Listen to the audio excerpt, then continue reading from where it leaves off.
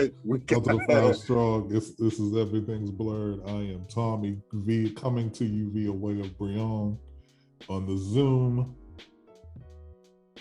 on What the up, Sunday y'all? Afternoon. Word. Cruising on a Sunday afternoon. Ooh. What's good? I am the MR.SHAU and Mr. Sean. I am super excited because we just pulled off a W off the skin of our teeth. You thought last Sunday was going to drive you to drink or make you drink even more or smoke even more. This game was even worse. There was one time I took a nap. Tommy called me and was like, "Yo, did you see what Hollywood did not do?" Damn. Yeah, man. The game was crazy. You know, if Marquise caught, you know, those key passes to him, you know, in that second quarter, we would have had a bigger lead. You know, the game would have been put away. Yeah. Yeah, and but you know, we just had to work with what we had to work with. I got to give it to I got to give props to the Lions because, I mean, granted, we're a hurt team. You know what I'm saying? We, you know, seem like half the daggone team is on, you know, is injured. We have the two more got injured during the game, and we have how many people on that tested positive for COVID? Quite a few. I think like 2 or 3, or is it more than that? I think I read 4 somewhere. So, so you know, it seems like if we do win, it's like kind of like by luck in a sense, and you know, they was on Lamar in the fourth quarter in the final seconds. They was on him, you know, but man, that Tucker comes out, it's a 66-yarder. I think before that kick, what was his furthest? 61. Wasn't that against Detroit back in like 2013, something like that? That is correct. Wow. I don't know what year. I don't know what year it was, but I know it was. What was Detroit. That? Had to be 2013, 2014, something Detroit, like that. It's Detroit. It was. I know it was after we won the Super Bowl, because I think we played. That would be 2013. Because we play certain divisions, right, every 4 years or something like that. Mm-hmm. So if I forgot how it goes, but that might have, might have been it rotates, I think. Divisions. So you play, So like I said, if that might have been 2013, then they probably played again in 2017. Then now we're 2021. So that might have been the case. You know, I might have to look that up. But when they said 66, I'm not going to lie to you. I didn't want to look. I really didn't want to look. I thought they just basically jinxed them because, you know, they put up hasn't missed a field goal in the fourth quarter or overtime since whatever. I'm like, oh, shit, they jinxed this thing. Plus, it's a 66-yarder. And I thought that it was short at first. Like, I thought it was just short. And then I realized, oh, shit, did it hit the crossbar? Oh, shit. It did, yeah. That was crazy. It was like, I was like, I don't want to look. I was like, you know what? No, I'm already here. I'm in the living room. I'm already been invested in this game. This is my team I got to support. And I don't want to be one of them people that's like, you know, we won. But did you see the kick? No, I didn't. But we won though, right, guys? You know, I want to be that guy. They be like, no, you ain't no real Ravens fan. You ain't watched that game, man. You ain't watched, you know. But so it was like I watched it and I was just like, oh, it's up. It looks good. I think we got that. Wait, did we get it? Did it go short? No. Oh, I hit the thing. So what is that? I was like, all right, let me just see what the refs say. And when the refs were like this, I was like, yeah, like I lost. I'm running up and down my house like I won the damn game. Like I'm doing the victory run. I'm doing the victory lap. You know yeah. So got the W. Yeah. Got the dub. One ugly. I think this is the game though to mark, and we getting a little longer on this than we wanted to, I think.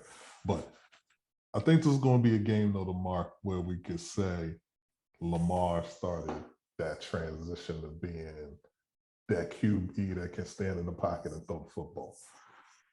Because that's what he was doing basically this game. He did it the last game too. He was in the pocket a little bit more too. You know what I'm saying? Definitely. That's because I feel like the O-line learned from the first game, that L to the Raiders, because they really weren't protecting him. And what I saw somebody last got Sunday, injured in Villanueva who was getting killed in that first game against the Raiders. Went from the right side to the left side. I don't know if that made a difference, but yeah. You know, so there's been some injuries on the O-line too. But you're right. They definitely had to learn something and get they learned they knew they had to be better. Yeah. Yeah. Like Young Crosby was looking like the white John Randall. John Randall. Hot damn. You took it back to the 90s, late 90s. Yeah, man. Right? Vikings? Yes. Shit. Yes. Anyway, though. God damn. But yeah, yeah, man, crazy game. This is still going to be one heck of a season. I mean, you know, I'm still in amazement, man. I had to make some calls. I mean, I definitely, man, if I had some money, I'd definitely buy me a Tucker jersey off of fanatics.com right damn now. I've been wanting one for a minute, to be honest with you, because I do think he's the best kicker, like, period. The GOAT. And I feel like we don't. Which is crazy because before him, we had Matt Stover. Matt Stover was ill.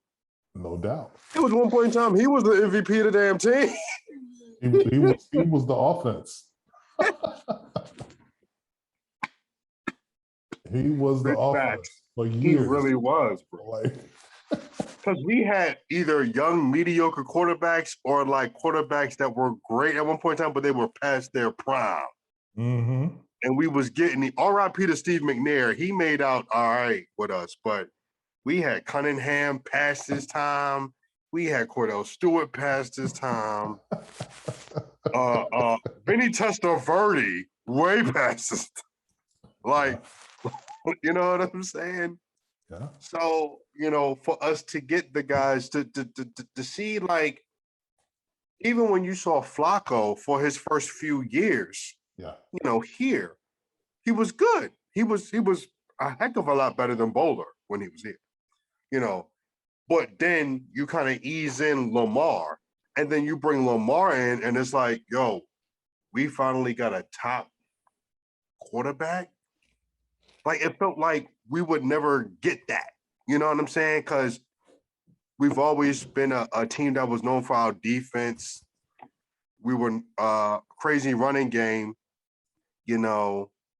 And I feel like as far as receivers go, Torrey had a good career here. You know what I'm saying? You know, Anquan Bolden spent some time here, and it was dope when he was here, you know, but besides your Andrews and Heap, you know, and another Torrey in there is like we're not known for our wideouts, for our receivers like that. If that makes not a lot, not versus our defense, if that makes sense. You know what I'm saying? Like for ever since our existence in the league, we've always had a great defense. You know what I mean? But because we get more so looked for that than our offense. Oh yeah, So, no doubt. so to say, with the offense is more so our running. You know what I mean? So for us to have you know, a top QB in the league is dope, but you know, you gotta make sure that he shows his greatness, and the only way he can is if the O-line is on point for him to grow, because you just don't want him to keep running because he might get hurt.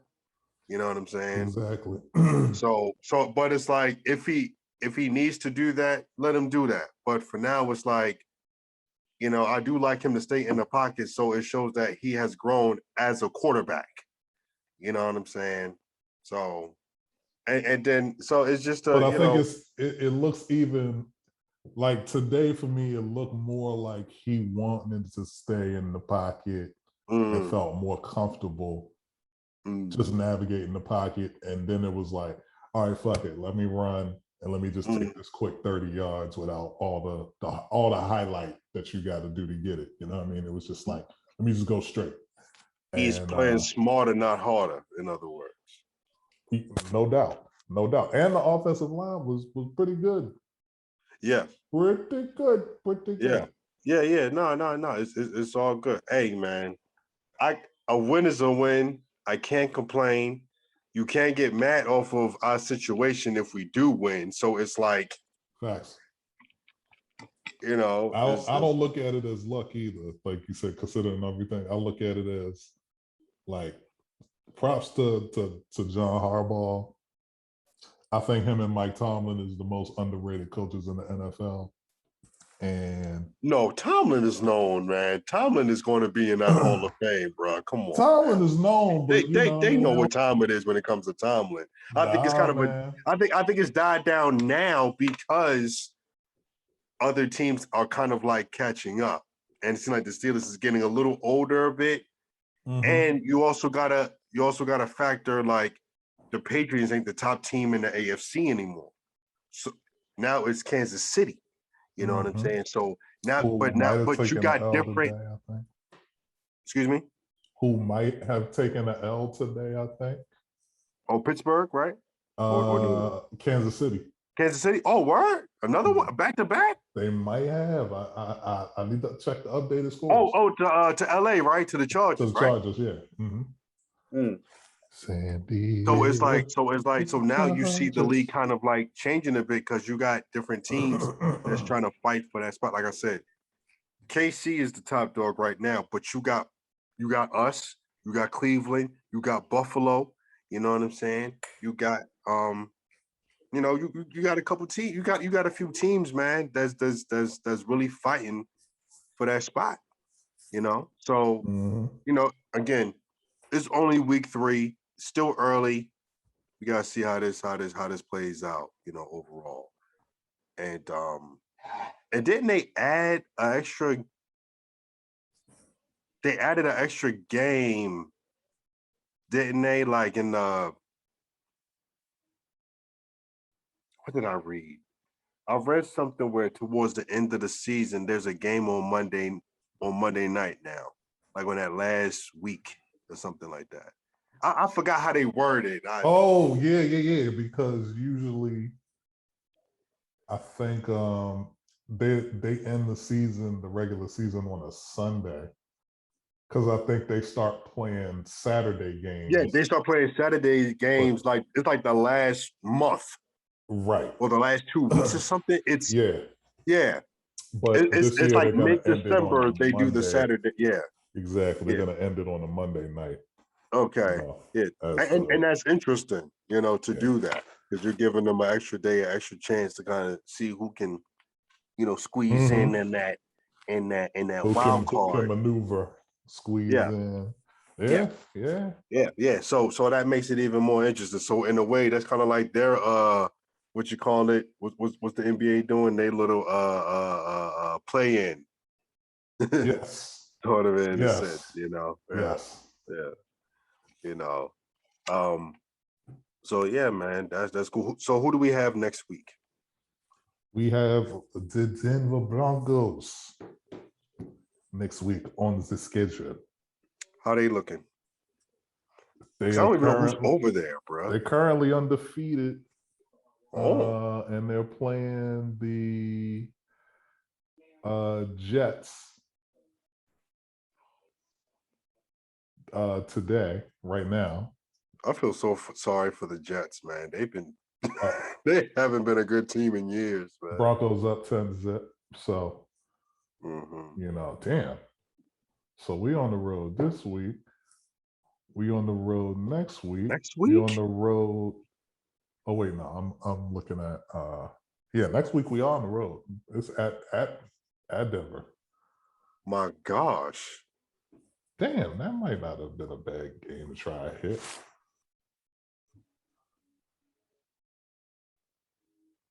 So they making they wow. So they're on a They're undefeated. They might be the number one team in their division right now. Matter of fact, that's a Midwest tour right there. This is in Detroit, Michigan. Now you're going to Denver, Colorado. I don't know who's the furthest out. Like Colorado's farther. Okay. Yeah, much. Okay. But to say, oh, word, so they're gonna be in Denver. Wait, do they have a oh no, the NFL is strict. They probably not going for that weed shit, unlike the NBA. So I bet. Actually, from what I've heard, weed somehow manages to make its way into the state. Some way, somehow. This is what I've been told. Also, though, I do know that they do a hell of a tailgate out in Denver. And shout out to Denver and the state of Colorado and people from out there. I fucks with y'all. For those that don't know, Tommy is a well-traveled man. Okay. we don't say what he does because we don't know what the hell he does. So we'll just leave it at that. That's why my name is Tommy. Yes. You dig. He's the young black version of the Dos Equis man. Okay.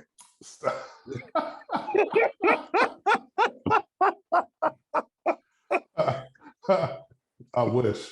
I wish. But enough about me. But you know, if you won't claim it, I'll say this next person that I'm going to bring up was when I was reading about him. Rest in peace to Melvin Van Peebles. Melvin Van Peebles, man, if you don't know who he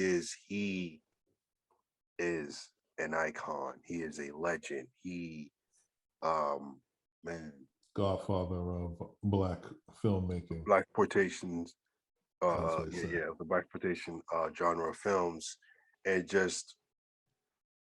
just set the bar for just black filmmakers, period, in my opinion. Died at the age of 89.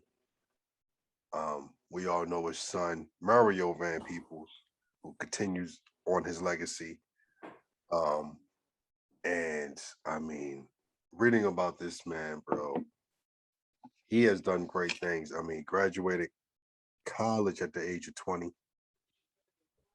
And what was it a HBCU? I gotta look at it again. Ohio Wesleyan University. Oh, okay. I thought I read something that he also went to HBCU. But served in the Air Force for 3.5 years. Yeah, he served in the Air Force. He's wrote a lot of books, filmed a lot of great things. Everyone know he's mainly known for his third film, which is Sweetback's Sweet Badass Revenge or something like that. It's a crazy title. Interesting film. I want to say I watched it. And then years after it came out, his son Mario directed a film about that film. He played his father, and just dealing with the idea of him coming up with the idea of that film and just putting it together. The fact that he wrote it, directed, he helped with the score. He got Earth, Wind, and Fire to do the score. They he apparently he wrote them a check. They tried, but my man was broke. They tried to cash it in. They said that joint bounced like a Spalding ball, boy. So I mean, and I even read somewhere that he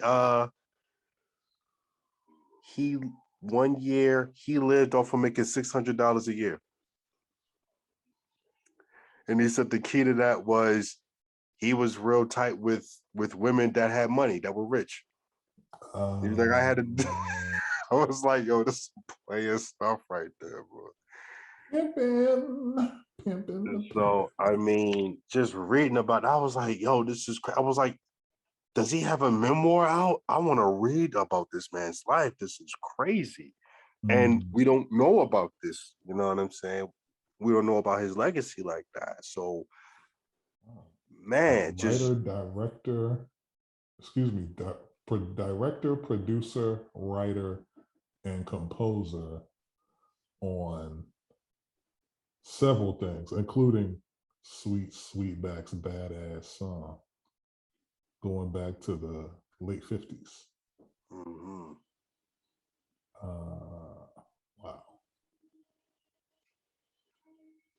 Wow. Damn, man. Rest in peace to Melvin Peebles. Yes. Rest in peace, man. And you know, just and you just gotta salute Black filmmakers, you know, that were inspired by this man, you know, or if they weren't inspired, just so happens to be in his footsteps. So, you know, you gotta cherish, you know, the Spike Lees, the Ava DuVernays, and the, you know what I'm saying, the Ryan Cooglers, you know, the Malcolm Lees and people like that. You know what I'm saying? The Robert Towsons, you know, you really gotta appreciate what they do, because they're putting out material for people that look like us. You know what I'm saying? So, and if it wasn't for Melvin Van Peebles, man, he wouldn't have paved that way for those people. You know what I mean? So you know, salute to him. You know, and rest in peace, and big ups to his family. So, so yeah, moving right along.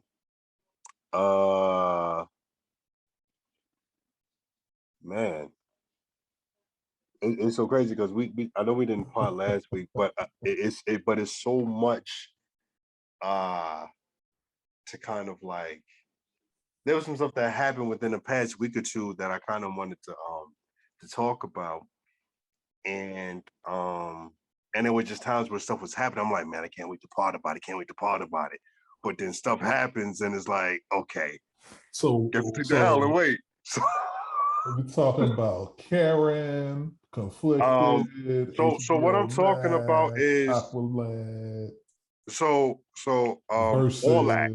all that, everything you're mentioning, all that will be discussed in this episode, episode 42, the Jerry Stackhouse episode of Everything's Blurred. Man, we gotta go Jackie Robinson, man. Oh, you know what? You got it. We gotta go. We got to. And at the same time, shout out to Chadwick Boseman since he played him. You know what I'm saying? Exactly. You know, you got to do it, man. Exactly. So what I want to talk about, we're we love our music, so we got to talk verses, man. Let's talk these verses because I wanted to talk about that last week. You know what I'm saying? And then we found out about another one that's coming up, and it's generating a buzz. You know what I mean? So let's get to the previous one, then we get to the one that's being talked about. So a couple weeks ago, there was a versus. I want to say it was. Let's say that was what, the 14th or something like that. Um, it was Fat Joe, Joey Crack versus Ja Rule, and I remember when we talked about it last time. It was an interesting lineup. It was an interesting matchup because it's like you got a guy that got hits. He got some big ones. And then you got a guy who he has hits and he got albums, but Joe got hits. Joe got had a run. That's a great way to put it. Is that, and also Joe has what he lacks in music, he make in hits or whatever, he makes up for it with the respect of his peers because a lot of people that do his podcast give him his flowers and they say, yo, you should be an A&R because they say he knows his hip hop. You know what I'm saying? And he knows kind of like how the business goes in a sense. But it was like, all right, no, I'll go ahead and watch it because, when you look at certain verses, you could be the dude that got all the hits in the world and kill it. But your opponent have hits and they might not be as big as that other person, but they found a way to kind of finesse it. And it still hit a certain way. Like we still amazed off of what that Jada Fab. Fab had the hits. Jada got some joints, but Jada finagled it in a way. He finessed it in a way he was like, yo, I'm gonna give him the street shit and I'm gonna give him the hits. And I'm gonna perform it in a way and talk in a way where it's gonna it's versus is a performance in itself, you know what I mean? Because we know the music, you know what I mean? We know the music. We don't necessarily know the artists as well as we can know them now through their social media and all that kind of engagement that people do now. So it's really a performance. So you come in, you perform in your music, but you also, all those other little things in between the songs and performances and all that kind of stuff, just the personality, the energy, the rah-rah back and forth, so to speak, since, you in there with the other person. All that plays, it's like a battle. You know what I'm saying? Like you go to a battle. I mean, that was the bars. Thing of it. Yeah. You want to hear. The only difference is you know the music. You know essentially what you're gonna hear. You know what's up. Yeah. But at a battle, the bars are gonna be the bars. You know what I mean? Yeah. However, stuff that hit in the room or stuff that don't hit in the room, might go crazy when people go back and replay it and go, hold on, let me see. He said what? You know what I mean? So, but then when you in the room, just the energy and the performance that somebody gives when they're spitting can add to that performance and how stuff can hit. So yeah, versus is really more like sort of like a battle, like a performance battle. And that was I think that was kind of like the premise of it, but I think it's also a strategy. Of course. I think that's also the thing because you just can't play certain things. It got to be you know, you really gotta plan out how you're gonna play that song, you know. Um so that's Because like I feel like if it was just let's say it was not uh let's say the artists weren't actually performing them. Let's say it was just two DJs and they can only play music from one particular artist against whatever the other DJ plays, which is from a different particular artist. It would be different versus having the verses being the way it is now, where you have all that extra, that extra energy behind it because you have the actual artist there performing. And I think if Diddy and JD happens, we're gonna see that. you just kind of messed up my intro for the next No, God damn it. Rewind.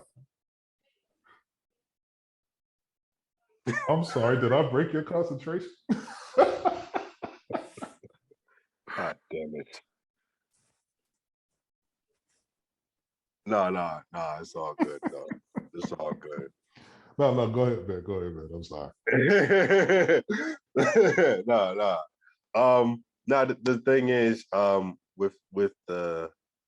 with this particular one, it was solid. I think it's a thing of after watching it, I feel like at the end of the day, they should have picked better opponents. I think it was a thing. What I heard was no one wanted to go against Ja. So that's when Fat Joe stepped up and was like, I'll do it. But at the same time, it's like Joe might even said that during the verses towards the end. I think he did. I think he did. Nobody wanted to go against this. No one wanted to go against him. So I decided to step up and take him on. But I don't think that was because I think when I was talking to B about this a few days ago, shout out to B who couldn't be with us. That's why you see 2/3 of the blurred.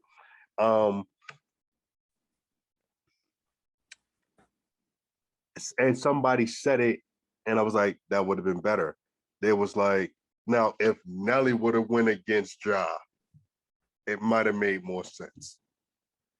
And then it was like if Fat Joe would have went against somebody else, like if Fat Joe had went against maybe, let's say for example, a Redman, just for example, it probably would have made a little bit more sense because, like, yes, Fat Joe got it's back to what you said earlier.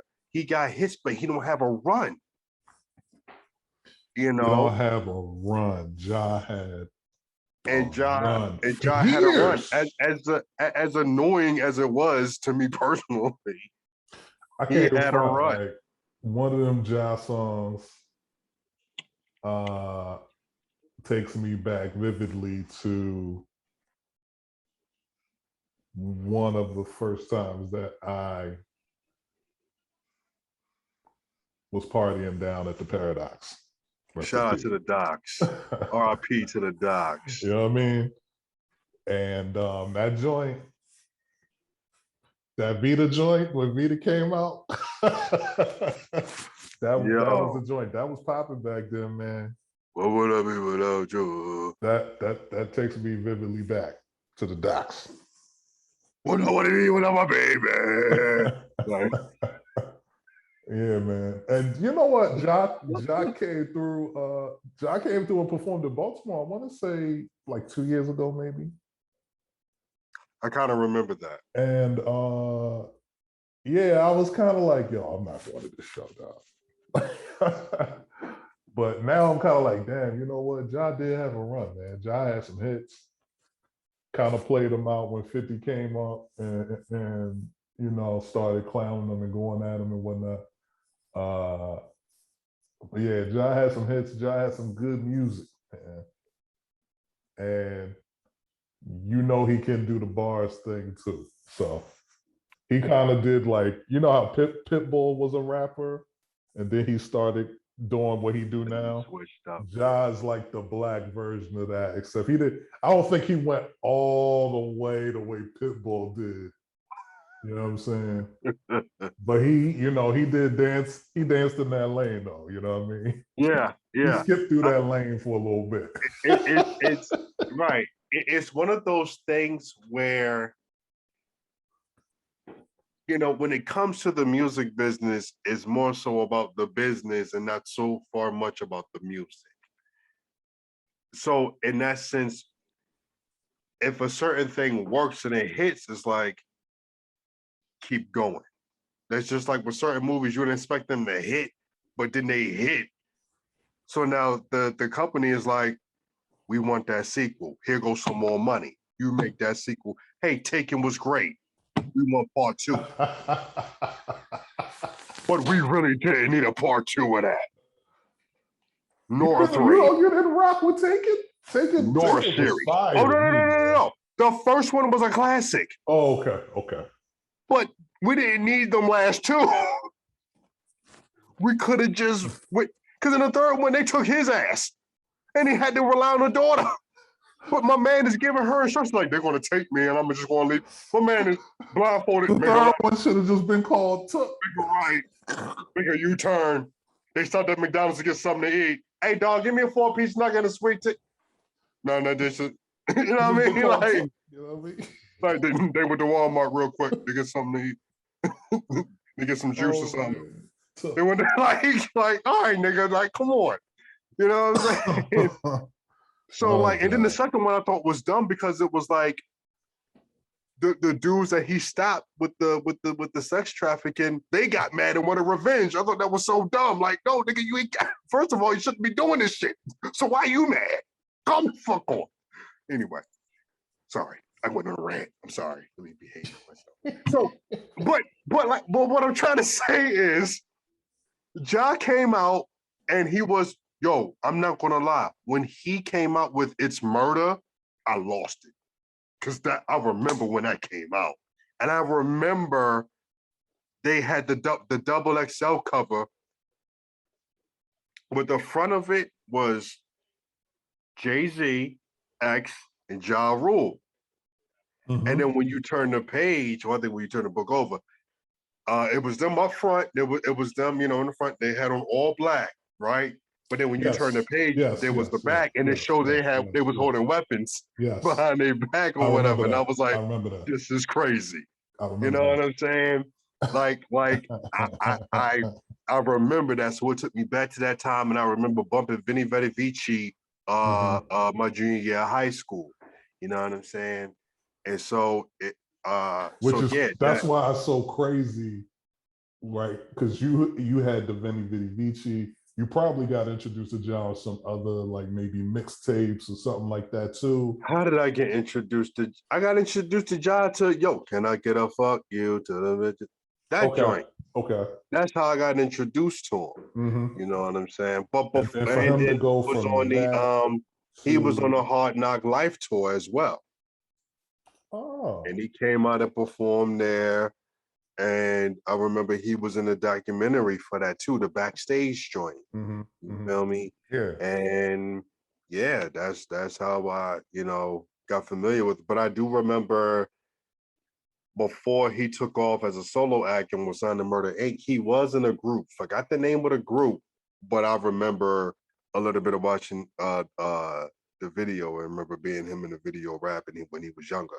Mm-hmm. You know what I'm saying? So so yeah, so it was certain things, but I'm not gonna lie to you. I was rocking more so with Fat Joe set more so than Ja set, because once What Would I Be Without You kind of like, had took off. Mm-hmm. It was just everywhere, and I was just tired of it. Like at first I liked it. It was a cool song. But I mean, the radio and 106 in Park and MTV. Back in them days when they just murdered it. You couldn't get away from it. Down the ground, you couldn't get away from it. Just jackhammered it, just force fed it down your throat. What would I be without you? Eat it.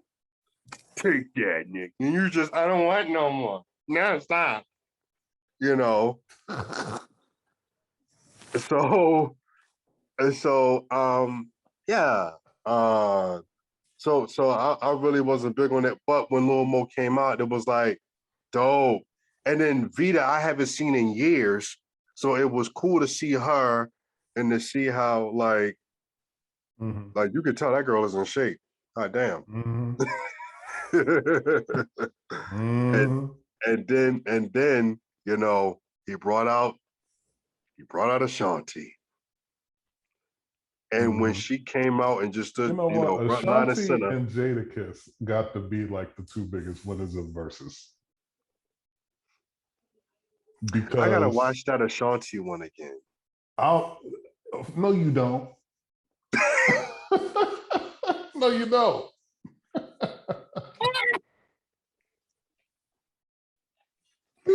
Like, you know what I'm saying? I didn't watch it all the way. So I don't remember it as much. But it's not I think they was doing outfit changes in that one too. I know it started late. I know that was one that was on some for real CP time. Late. And it was like 8, but it ain't really come out to like 9:30 or something. Yeah. You know. But nah, she Ashanti came out, did her thing. She sounded amazing, looked amazing. Wow. You know. And she performed with both. She performed with Fat Joe with the What's Love joint. You know what I mean? You know, Fat Joe had Remy with him. You know, he brought Nelly out. Spliff Remy. Brought Nelly out. That was tight though, how they had Remy do a Pun's verse. Spliff Remy. You know what I mean? Yo, and you know what's crazy? No disrespect to Remy. I was about to say, she will check you, boy. Yeah, no disrespect to Remy, but it was like, yo, this Remy is on stage as much as Joe is. Because they was, you know, and I thought she was going to do some more stuff, you know what I mean? But I think somebody was saying like, yo, if I was Fat Joe, I would have Big Pun niggas to death. If I executive produced the album, I'm putting that to death. And when they said it, said it with in mind of the next matchup. You know, whole you didn't push the button, so it don't count producer, kind of thing. Yes. So, you know, so when it was going on, like I wasn't mad that he did it. Because I looked at Pun was going to be there anyway. Because if that's my best friend and my artist, my brother, whatever, I'm playing his stuff. At the same time, I think if he would have played a significantly amount of Big Pun, it would. So, you know, I don't know if you know this, but you know his family, Pun's family don't rock with Joe like that. Oh, yeah. Yeah, I'm aware. So I'm wondering if that would cause a thing. Like somebody might ask, like, yo, how you feel about Pun, you know, Joe playing Big Pun's music in this verses? Like, but they might ask Chris Rivers, or they might ask his moms or whatever, and they might, you know, that might be a thing. You know, but other than that, it's like, yo, I mean, if he was a part of it, if he was part of that process of that album or his albums, because he had Capital Punishment and had Yeah Baby. If he had a hand in putting it out and making that and putting those projects together, you know, especially if you're a featured artist. I mean, if he wanted to, well, I don't know if he could have got away with It's So Hard, though he was in the video, but I don't know. but I mean, but I will say Fat Joe's his selection was good, but it wasn't good enough for certain joints. And I feel like if he went against somebody else around his kind of on his level in a sense, it would have hit better. It would have been more competitive. You know, it would have been more of a fight in a sense. You know what I'm saying? Like, because I ain't gonna lie, yo. I mean, when he, I'm sorry. Go ahead. I was gonna say, I think had he been prepared, it would have been more of a discussion. You know what I mean? But I don't think he had the catalog to fuck with what I really had.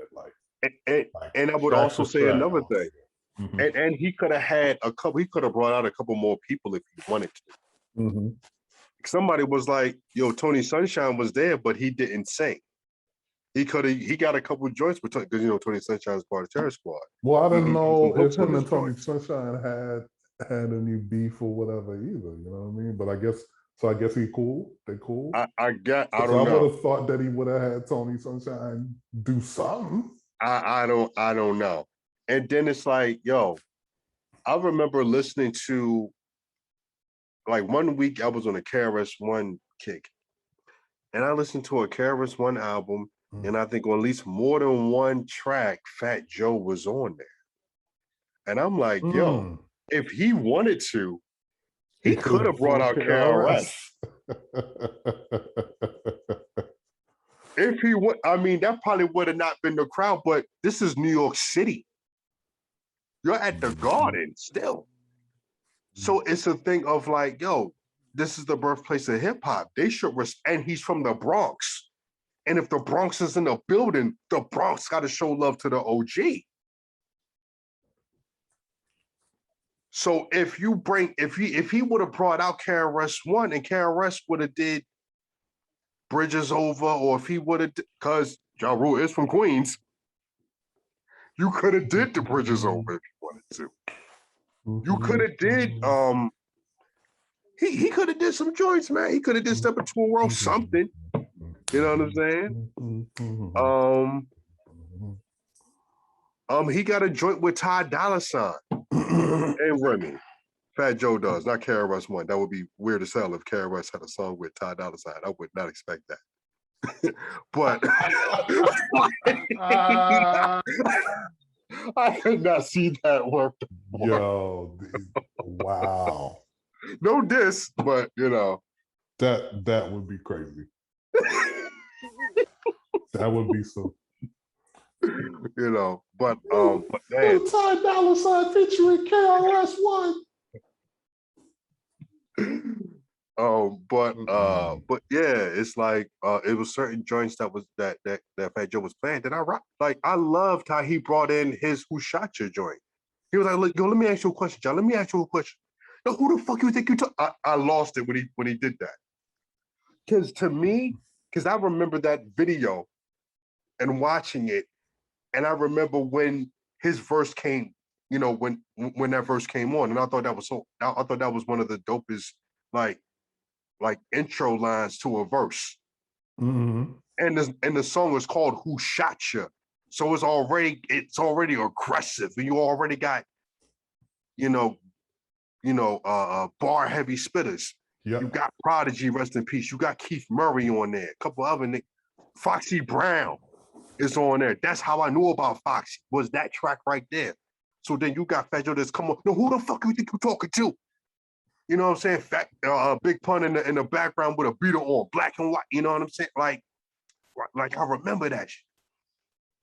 So that joint, Johnny Blaze. You know what I'm saying? He played Flo Joe. Like you said, Twins. Like he played some dope joints, but certain joints just wasn't enough.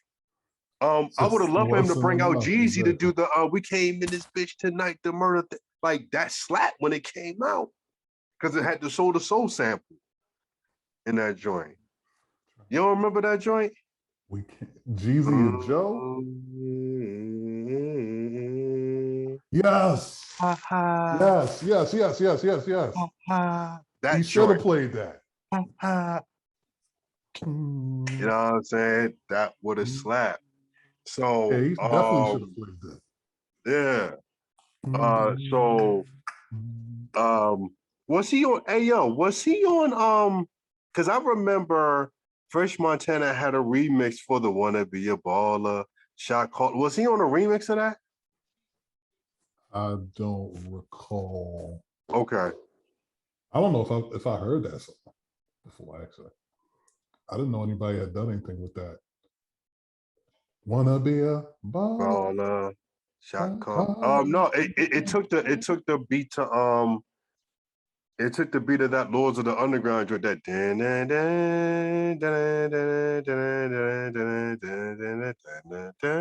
It takes that joint. Joint Mm-hmm. potential. I could be your sponsor. That joint. Yes. Okay. I have Yeah, heard that. Then. yeah. So I know they did a remix, but I'm not sure if Fat Joe was on it. I think Rick Ross was on it, and maybe Nicki Minaj, but I don't know if Fat Joe was on it. But you know, Fat Joe had some joints. But like you said, when Ja did, what would I be without you? When he did, not always there when you call, but I'm always on time. I was never a big fan of that song, but it hit. It's for the women. Um, and I think that's what it is. I think that's what I was trying to say earlier. Like joints for the ladies, like that gets the most hit. That gets the most play, I should say. Because I mean, look at LL.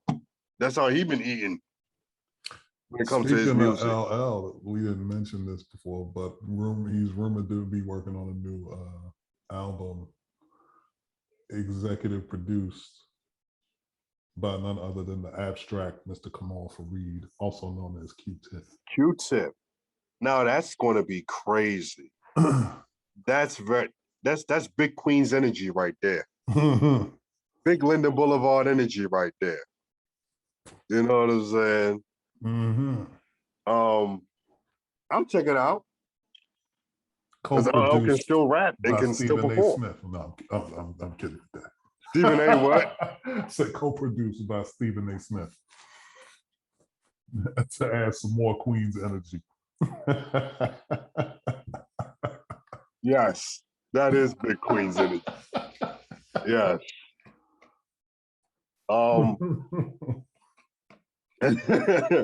uh, but yeah, then you had when Ja did those records, Fat Joe couldn't come back off of those. Like there was a point in time when the crowd went nuts off those records.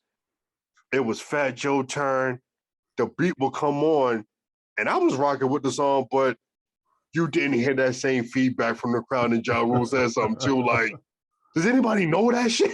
Oh, like, damn, you ain't had to say it.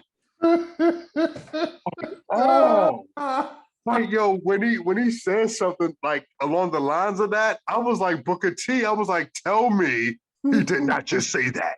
Like it was like, oh, he was like, anybody know?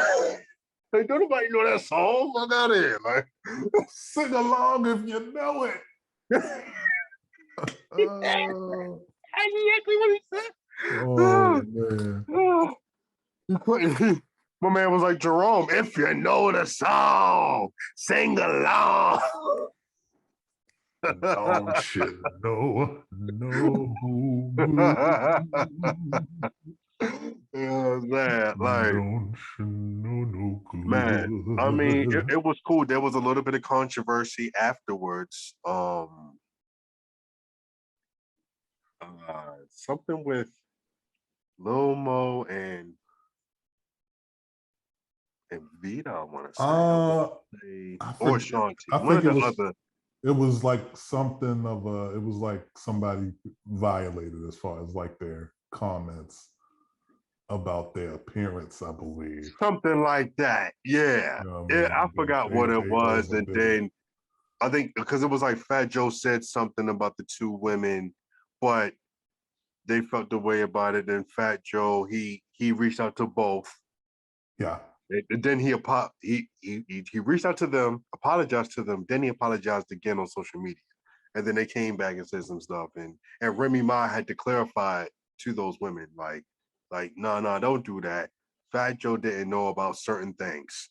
So don't, like he gave you props when y'all came out on stage and all that. That wasn't no phony shit. You don't know Joe to be like that. Like nah. He didn't know, whatever, and they had to straighten that out. So I'm glad that they straightened that out. And they, it kind of sucks that you have to find about that type of stuff on social media, but at the same time, they handle it accordingly, as mature folk. Because you have certain people and they bring up certain issues on social media and it's just a shit show. And it's a whole back and forth thing, and it's just and it looks nasty, especially when you're older. If you're 30 plus, and you having a back and forth social media beef, knock it off. That shit is not a good look. Let them kids do that dumb shit. You know what I'm saying? But they they squashed it, and it was still a cool little night. It was all right, man. But I do feel like it was kind of a letdown from, because that Dipset Locks joint, people still talk about it, people still love it, people still watch it. I've seen merch for it, everything. So when you go from that was classic, man. Like that. That's what I'm saying. I would cop a tee. Was kind of like the old school, like big super fight posters. You know what I mean? Like Ali versus Frazier or whatever. I would love somebody to do something like that. And like that would be ill. Like Dipset versus the Locks or whatever. I think that would be hot. Yeah. For sure. And so, so this next one, because there's always certain matchups, or you'll hear about certain people, because certain people want to see certain people. Like, I've heard Mary J said that she won't do one, which sucks because I would love for Mary to do one. I know they're trying to get Missy in there to do one. People is trying to get Busta and Missy. I've been hearing that being thrown out a lot. But this one coming up, this one, I feel like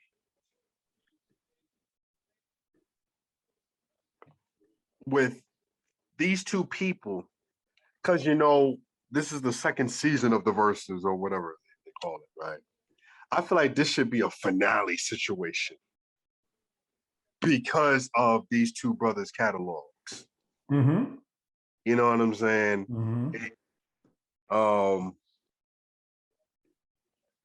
But at the same time, this would be good. Or if you do this when it's like another dope ass holiday coming out.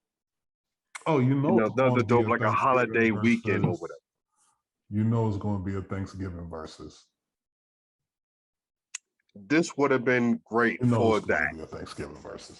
This would have been great for that.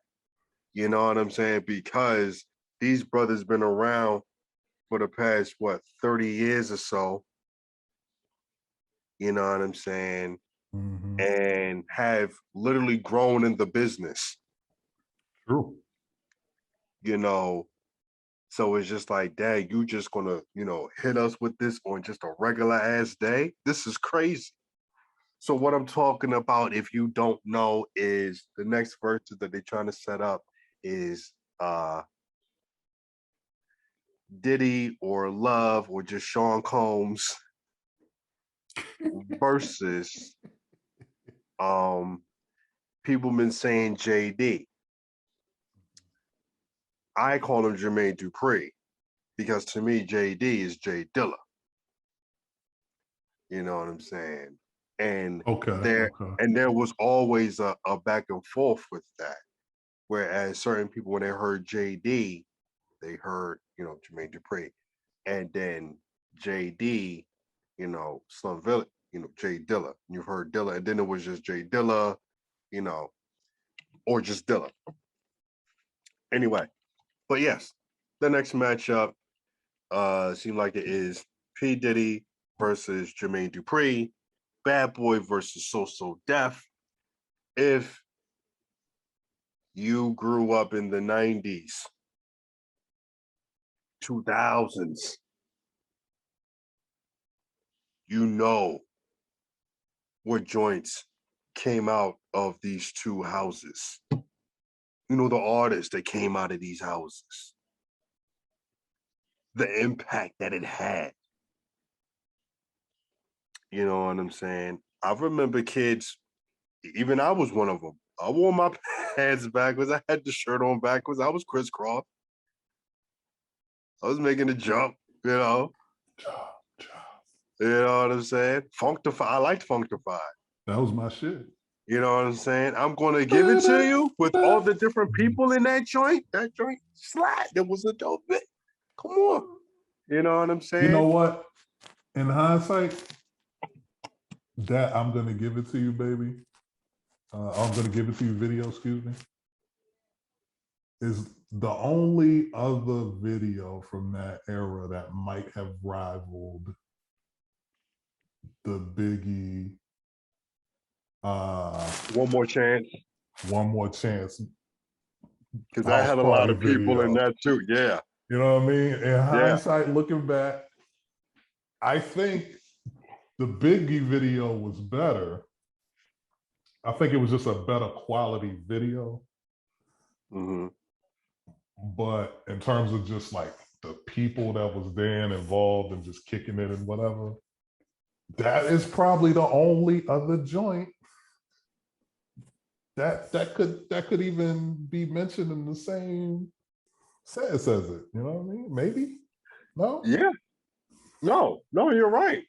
Hell, I'm bold enough to say it probably was some of the same people from that was in both videos. Even Biggie was in. Biggie was in that joint. Yeah. Murray J was in both videos. Yeah. You know what I'm saying? I think, and I think with this, a lot of people probably don't even know that or even remember that. You know what I'm saying? Because it's been a minute, and then you know, and Big Sean didn't rap about it.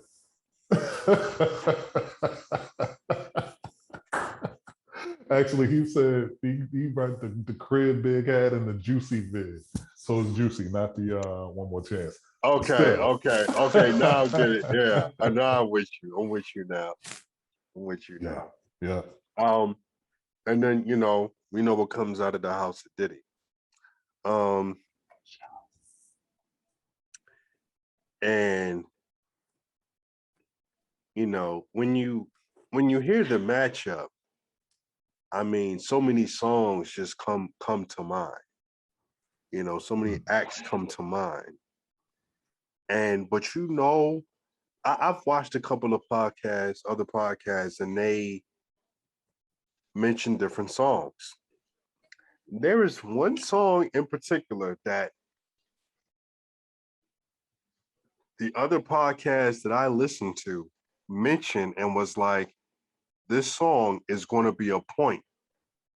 And this song is not even from like an act that had a long career. This is a one-hit wonder in a sense. Cherry Dennis? Who? Cherry Dennis? Wow. I kind of remember that name. No. Okay. Is this on the Diddy side or the JD side? The JD side. Oh, okay. The Jermaine Dupri side. I don't know who that's gonna be. So I'm outside of the club and you think I'm a bum. So I call it Zach 9, open the trunk. I told him, I ain't never scared.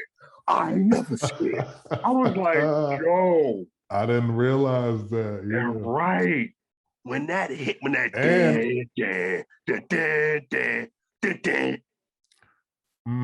that's one of them. Look, that's one of them sports anthems. That's one of them football joints. You in the locker room. You ready? You in the locker room. Exactly. You high-fiving niggas in the aisle. Yes, we getting these niggas. We beating these niggas. They got us last year at homecoming. They ain't getting us this year. I got scouts in the building outside right now checking me out. I got scouts in the remix too, right? I think it was a remix too. There had to be a remix, but I don't remember it. And that remix was probably making run on mixtapes like a mug too. Yes. And I probably just don't remember it. And a lot of people might have just hopped on that beat just because. And you know what? Right. And you know what's crazy? And I bet you if we look it up, it's probably there. I bet you. I feel like if there is a remix, I feel like Jada Kiss is on this remix, or he freestyled off this beat. Yo, I got. Am I right? I'm pretty sure he's on the remix. I was about to say, if you can look it up, and if so, hold up. But okay, and this is another thing. And I'm glad I brought it up because who's to say that Diddy won't bring out Jada? Oh, of course he's going to bring out. He showed up at the end of the joint we just mentioned.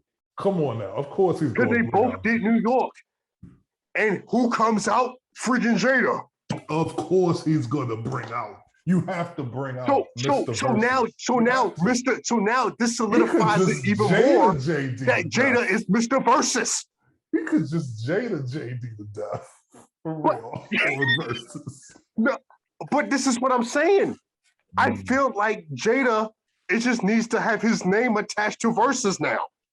He's Mr. VERZUZ.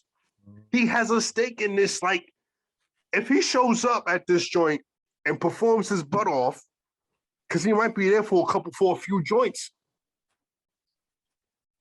And let's just say the majority of them joints he come out, they give Diddy the point. Again, that's a cheat code in a sense. He's Mr. VERZUZ. He's Mr. VERZUZ. He is. You know what I'm saying? So I mean, he absolutely is. So it's just one of those things where it's and I think somebody was saying Jermaine Dupri can borderline Mariah Carey Diddy to death. I'll share Mariah Carey to death. Featuring Cameron, Jada Kiss. Watch the rhymes. I gotta play this in the car. And this is the remix. See, hey, listen, hey.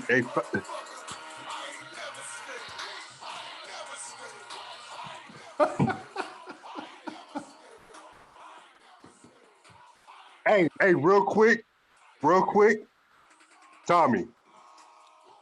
Yeah. Justin Tucker should have played this after he made that field goal.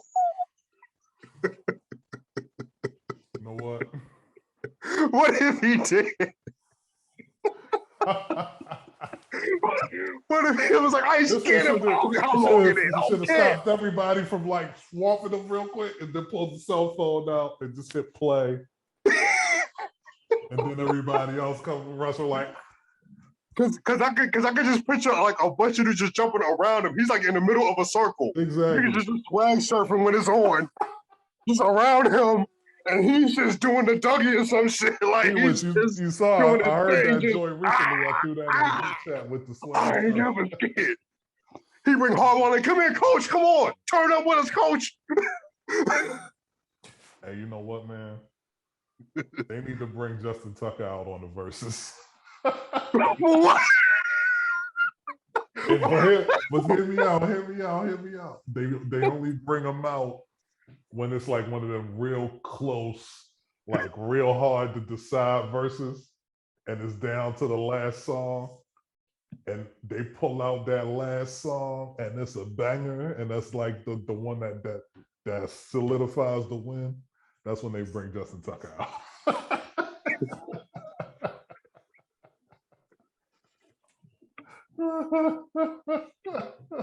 Okay. I know that was dumb. Brother, your name should be Dolph Sim because that was a reach, nigga. He was reaching out this motherfucker.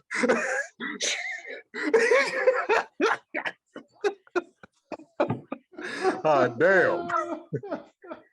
Just read Mr. Fantastic Riches out this motherfucker. That shit was but no, but I mean, you know, no, but that would be funny though. Like, what if Diddy just played like Cupid and JD was like, man, fuck that. Just play Bone Crusher. That would be amazing. They'd be like, man, fuck that love shit. We don't get turned up. He gonna play some. I would love he that. gonna get Diddy gonna get in this real disrespectful, aggressive bag, I think, though. But see, let me ask you this. And then they're gonna transition back to the cool party, lay back. Yeah. Depending on what song you come with. For sure. But let me ask you this. Because I'm gonna go back to I'm gonna talk about Bone Crusher one more time, and then all right. So that joint, right? Never Scared. Mm-hmm. So what if they play Never Scared, you know, versus Victory?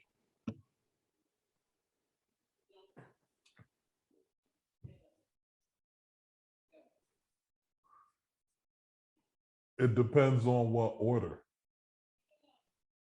On who goes first? Depends on who goes first? Yeah, exactly. Because if Never Scared plays first, then I think Victory wins that round. Because Victory actually starts out with Puff rhyming. Yo, the sun don't shine forever, but as long as it's here, then we might as well shine together. Better now than never. Business before pleasure. P. Diddy and the fam, you know, do it better. Yeah. He could perform the hell out of that. You know what I mean? Right. He can perform the hell out of that. It's and let Biggie verse rock. It's him, you know what I mean? Bust on the hook. Let Biggie verse rock for a little bit. Or you could even just let the beat ride for a second. Can I say it? Can I please say it? Mr. Sean? If he breaks out Lloyd Banks for that Victory and he does his freestyle, that's okay. Come on now, man. What? Why not? Why not? Why not? We're playing to win. The freestyle was that a mixtape? That was on a mixtape. That was a Banks mixtape. So? Did Diddy have to? That's his beat. That's his song. If that's my beat, my song off my album, bring your ass on. I'm trying to win. Was that on the No Way for 90 Out minutes on IG Live? I'm trying to bust your ass. Was that on the No Way Out album? Or Victory? Yeah. Yes, it was. Okay. All right then. Yeah.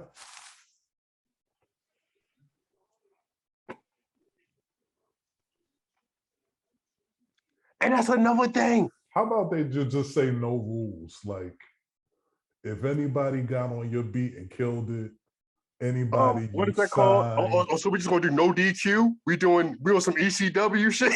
This is a no holds bar. No holds bar, still cage. Yo, this is no holds bar. TOC, tables, ladders, and chairs. This motherfucker.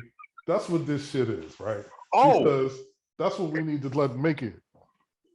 See now, nigga, if we do that, if we do a no DQ, then I'm bringing Mick Foley out. I'm bringing out some wrestling niggas. I'm bringing out Mick Foley or Tommy Dreamer. Hold on. Here's one thing that JD also has that people underestimate, or people don't really know probably, and I didn't know. JD is in the Songwriting Hall of Fame. And that's what he said. Yes, that's key. Yeah. So we talking about, we talk about Usher, Mariah, you know what I mean, the Brat, Bow Wow, some of the groups. We talk about them. But who knows? JD could have wrote some shit for like That's what I'm What saying. if JD wrote some shit for Taylor Swift, dog? What if JD wrote Shake It Off?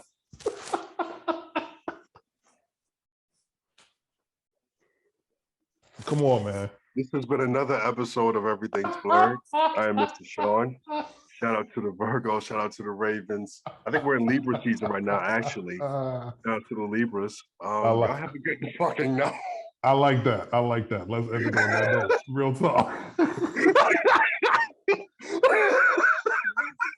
Let's end it on that note. Real talk.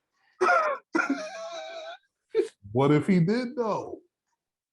Look it up. Okay, the Watcher. Stay woke. Oh, I have a hilarious meme to show you, to send to you about what if. Shout out to my cousin Alan. Okay, so let's just say if he did that. If he did that, is Versus the platform for a Taylor Swift record? Are we going to see a Taylor Swift verse? Hey, look, man. Drake if Drake is the biggest artist in the world, let's say, I would love Taylor to Swift got to be in the top 5 in the world. Yeah, look, very respectful artist. And I put it like this too. You're probably not necessarily going to see no white artists on Versus. At least not in the immediate future. However, to have somebody who can say, I wrote this pop hit for this, lily white pop star that everybody loves, but y'all ain't know this is my shit that y'all was singing and dancing at your weddings and all that kind of shit. No, You know clever. No. Real rap, that's clever. But I will say, as far as any artists of the Caucasian persuasion, or the Wahites, as Kevin on Stage calls it. Wahites.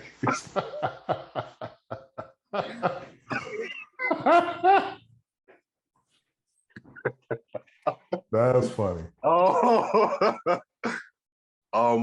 it would be M. I think M would have to be the first one. He would have to be the one, but I don't see. I know. Swiss called out Timberlake about something. If they work that out, I could see JT.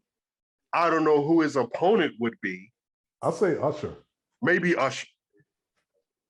I'll say Usher, JT. Because I was going to go Usher versus Chris Brown. I think that would be amazing. But JT versus Usher might just, that might be it. But no. I think because that was the thing with when I watched the Keith Sweat Bobby Brown one, Keith Sweat, when I watched the first half of it, because I didn't watch all of the second half. He played a couple records that he wrote that I didn't know, and I was like, oh my goodness, he wrote these joints?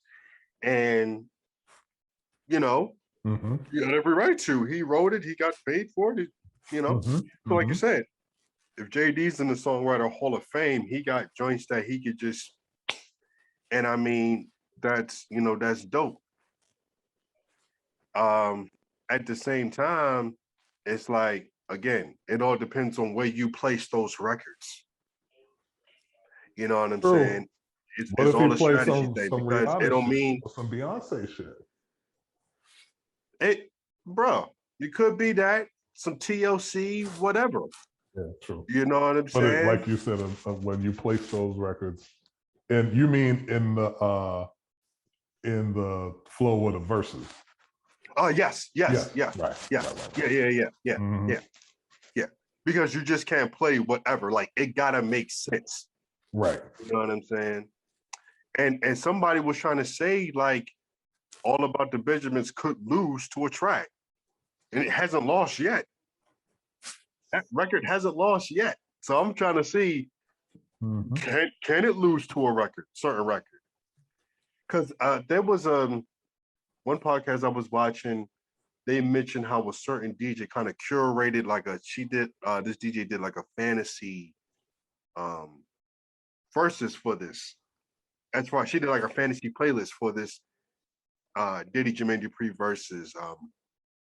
And I forgot it's most of the records when she did it, they kind of made sense.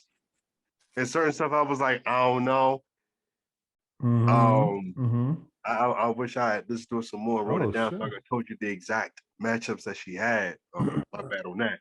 But it was one of those things where it's like, but still that impact, but it shows you how much of an impact that this versus has. The fact that people are making like little playlists just to have an imagine, just kind of have an idea of how that versus is going to play out. Jermaine Dupri did write Shake It Off. You fucking lying. But he wrote the Mariah Carey joint. I was about to say, like, from 2005. But he did write Let's Get Married. The Jagged Edge joint. Well, him with some other people. My Boo, Nice and Slow. Yeah. I mean, somebody has said, yo, he could Mariah Carey and usher this nigga the whole verses. You know what I'm saying? But you gotta add some more in there. You know he's gonna play Money Ain't a Thing. You know what I'm saying? He's gonna play some DeBrat stuff. He's gonna play some Chris Cross stuff. But at the same time, it's like, yo, I don't know if Chris Cross like Jump is losing to a Biggie song. Yes, it is. It is. No doubt. Can't even. You know what I'm saying? And like I said, you got to think about who they might bring out on stage with them. Like I said, we just said Mr. VERZUZ is going to be there. You know what I'm saying? By the way, I feel like just about every sports team need to come up with a Jada jersey, and I will purchase it. I don't care. Knicks, Yankees, I don't care. I will buy that shit.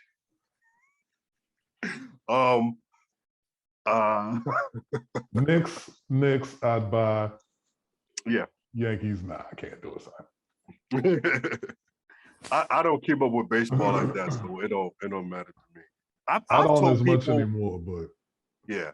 I've told people like, yo, if the Steelers ever came out with a Mac Miller jersey, I would purchase it. I would. I really would. He's the only thing I like out of Pittsburgh.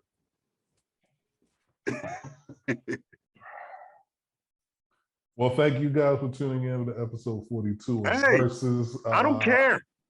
I don't care. I don't care. Niggas are showing their true colors out here. Rest in peace to Mac Miller. He's one of the great. Oh no, I'm still a Ravens fan. Be clear. Mac Miller is not a Steelers player. So he was a Steelers fan. So you don't rock with Wiz Khalifa at all? Wiz Khalifa is cool. I think he's good. I have to listen to his. I have to listen to his album. I've listened to his mixtapes and they were cool. His albums, I have to listen to, but they were just okay. Like he's cool. I was rooting for him when he did Masked Singer last season. But okay. But other than that, like, yeah, his stuff is just cool. You know what I mean? I like the joint he did. He did a project with Currency a while back that I like. But I hope he is successful in kind of being like the next Snoop, as far as like, because I mean, I think he's already been Snoop for music no more. It's like, hey dog, it's a few of them. It's him, Currency, and Smoke DZA. You know what I'm saying? That's really it. Oh, can't forget Styles P, because he be smoking heavy too. You know what I'm saying? It's a few of them. You know what I'm saying? I want to say there's one more, Well, but no, well, I don't mean from people known from. You mean people that are known heavy smokers that yeah, kind that's of what that's what you that was thing. talking about. I was You was talking saying good. a known heavy smoker who came from the hip hop, um, started in rap, started in hip hop, and has branched out and been successful in so many other avenues that people don't even Oh, okay. I see what necessarily you're associate him with, saying. Hmm. you know, his music. They associate him with, oh, I Yeah. seen him on Oh that no. show, I seen him on that commercial, or You will see. Yeah, yeah. No, no, no. I get what you're saying. I think Wiz Khalifa is that next Snoop thing because he did a couple commercials. He did Oreo, and like I said, he did Mad Mhm. Singer, and you know, Yeah, like millions of viewers watched that. So the people that don't know who he is after he did that, because he got pretty far in that competition. So it's like they probably looked up his stuff after they unmasked him. You know what I mean? So mhm. he probably grew a new fan, and he toured with Snoop. So Yeah, his spot is kind exactly. of solidified. Um, you know what I mean? But yeah, like I said, I see those brothers bringing out acts. Like I said, JD, he might bring out the one living member of Criss Cross. He might bring out the Brat. He could bring out Jagged Edge. He could probably bring out Usher, maybe. Sure. He could He maybe could bring T out all Bars, of them. He Chili. could bring out all of them. You know what I'm saying? He could bring some people out. But somebody made a great point. So let me ask you this.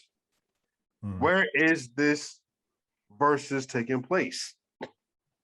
Is this in New York or is this in the ATL? I think it's in LA. Hmm.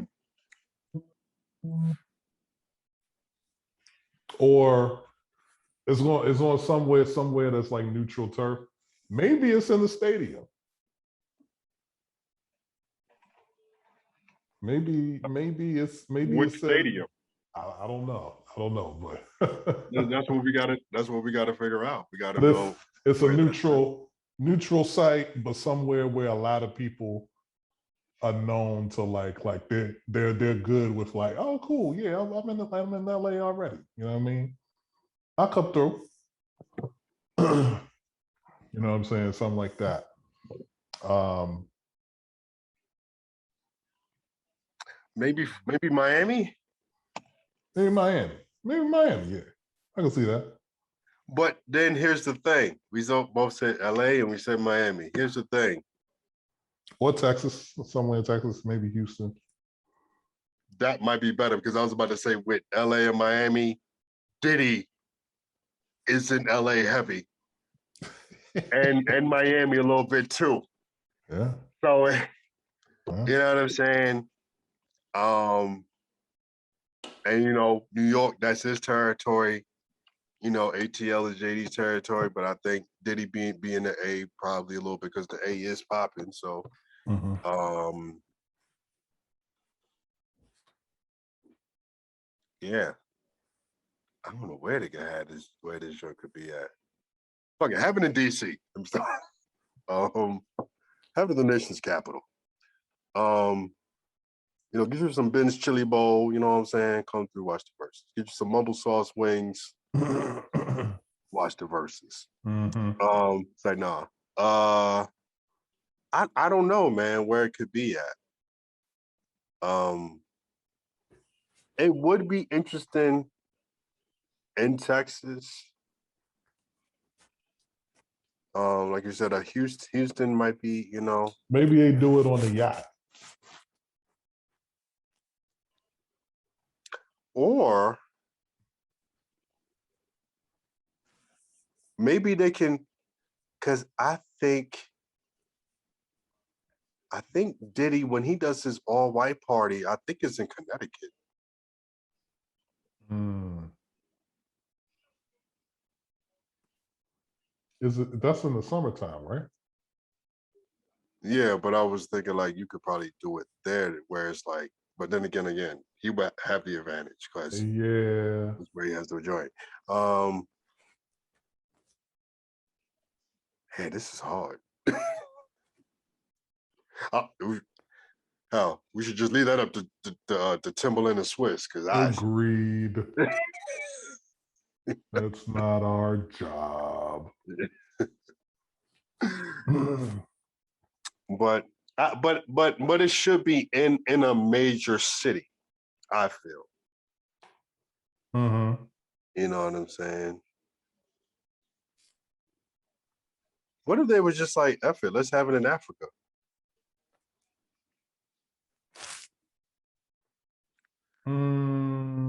Hey, Muhammad Ali had a fight there. Shit, why not? You know what I'm saying? Have Akon come through? That's what I was going to say. Have it at a spot that Akon, got invested in, you know? That's what I was going to say. Now, I don't know, hopefully Akon has good relationships with both of these gentlemen now, you know what I mean? Right. You don't want some funny stuff to be going on and you always in a whole another continent. You know what I mean? But yeah. See that? I don't know, man. I'm just excited. Yo, if this is on a weekend, what's good? It's definitely going to be on the weekend. It's got to be. I'm saying, what's good? Hosting another versus party. I'm saying, Lord of the Bird, LOB, what's good? I don't even remember what that stands for. Lord of the Birds. Lord of the Birds, yes. You don't even know that title no more. You forgot. Come on, son. Niggas took your title from you, you ain't know? It's been a minute since I did it, man. But, Fellowship of the Yakub, yes. DJ Yakub got you. They took over. Damn, son. Man. You let the Yakub, you let the ops take over. Come on, man. Up there fixing up your house and shit. You need to be fighting the Yakub. Yeah, man. I'm slipping. You have to get your Timber 2-man Taylor on and you gotta fight the Yakub, son. Come on.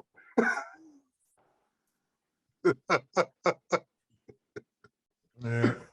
You try to get your DIY Home Depot shit on, you know? Trying to get my new ice and issue on.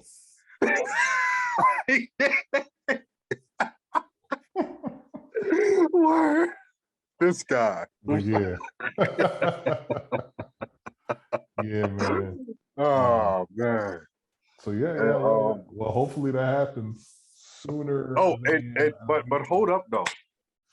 I do got to put you on the spot because you told blurred some things. Something that I'm proud of as a blur. Because you are, like you said, like the song Kanye said it best. Too many Urkels on your team, that's why you win slow. And we kind of slowly bringing Tommy into the blurred side of things. So you told me something, and I want him to, share it with y'all. So the floor is yours. So I said I was going to do it last year, but I didn't get around to it, and my trash internet service at the time wouldn't allow it anyway, really. But last week, I got around to watching Star Wars, A New Hope, what it is now referred to on Disney Plus as Star Wars A New Hope, Episode 4. But it's the original joint that came out in the 70s. Finally watched that. First off, just dope special effects for 1977. You know what I mean?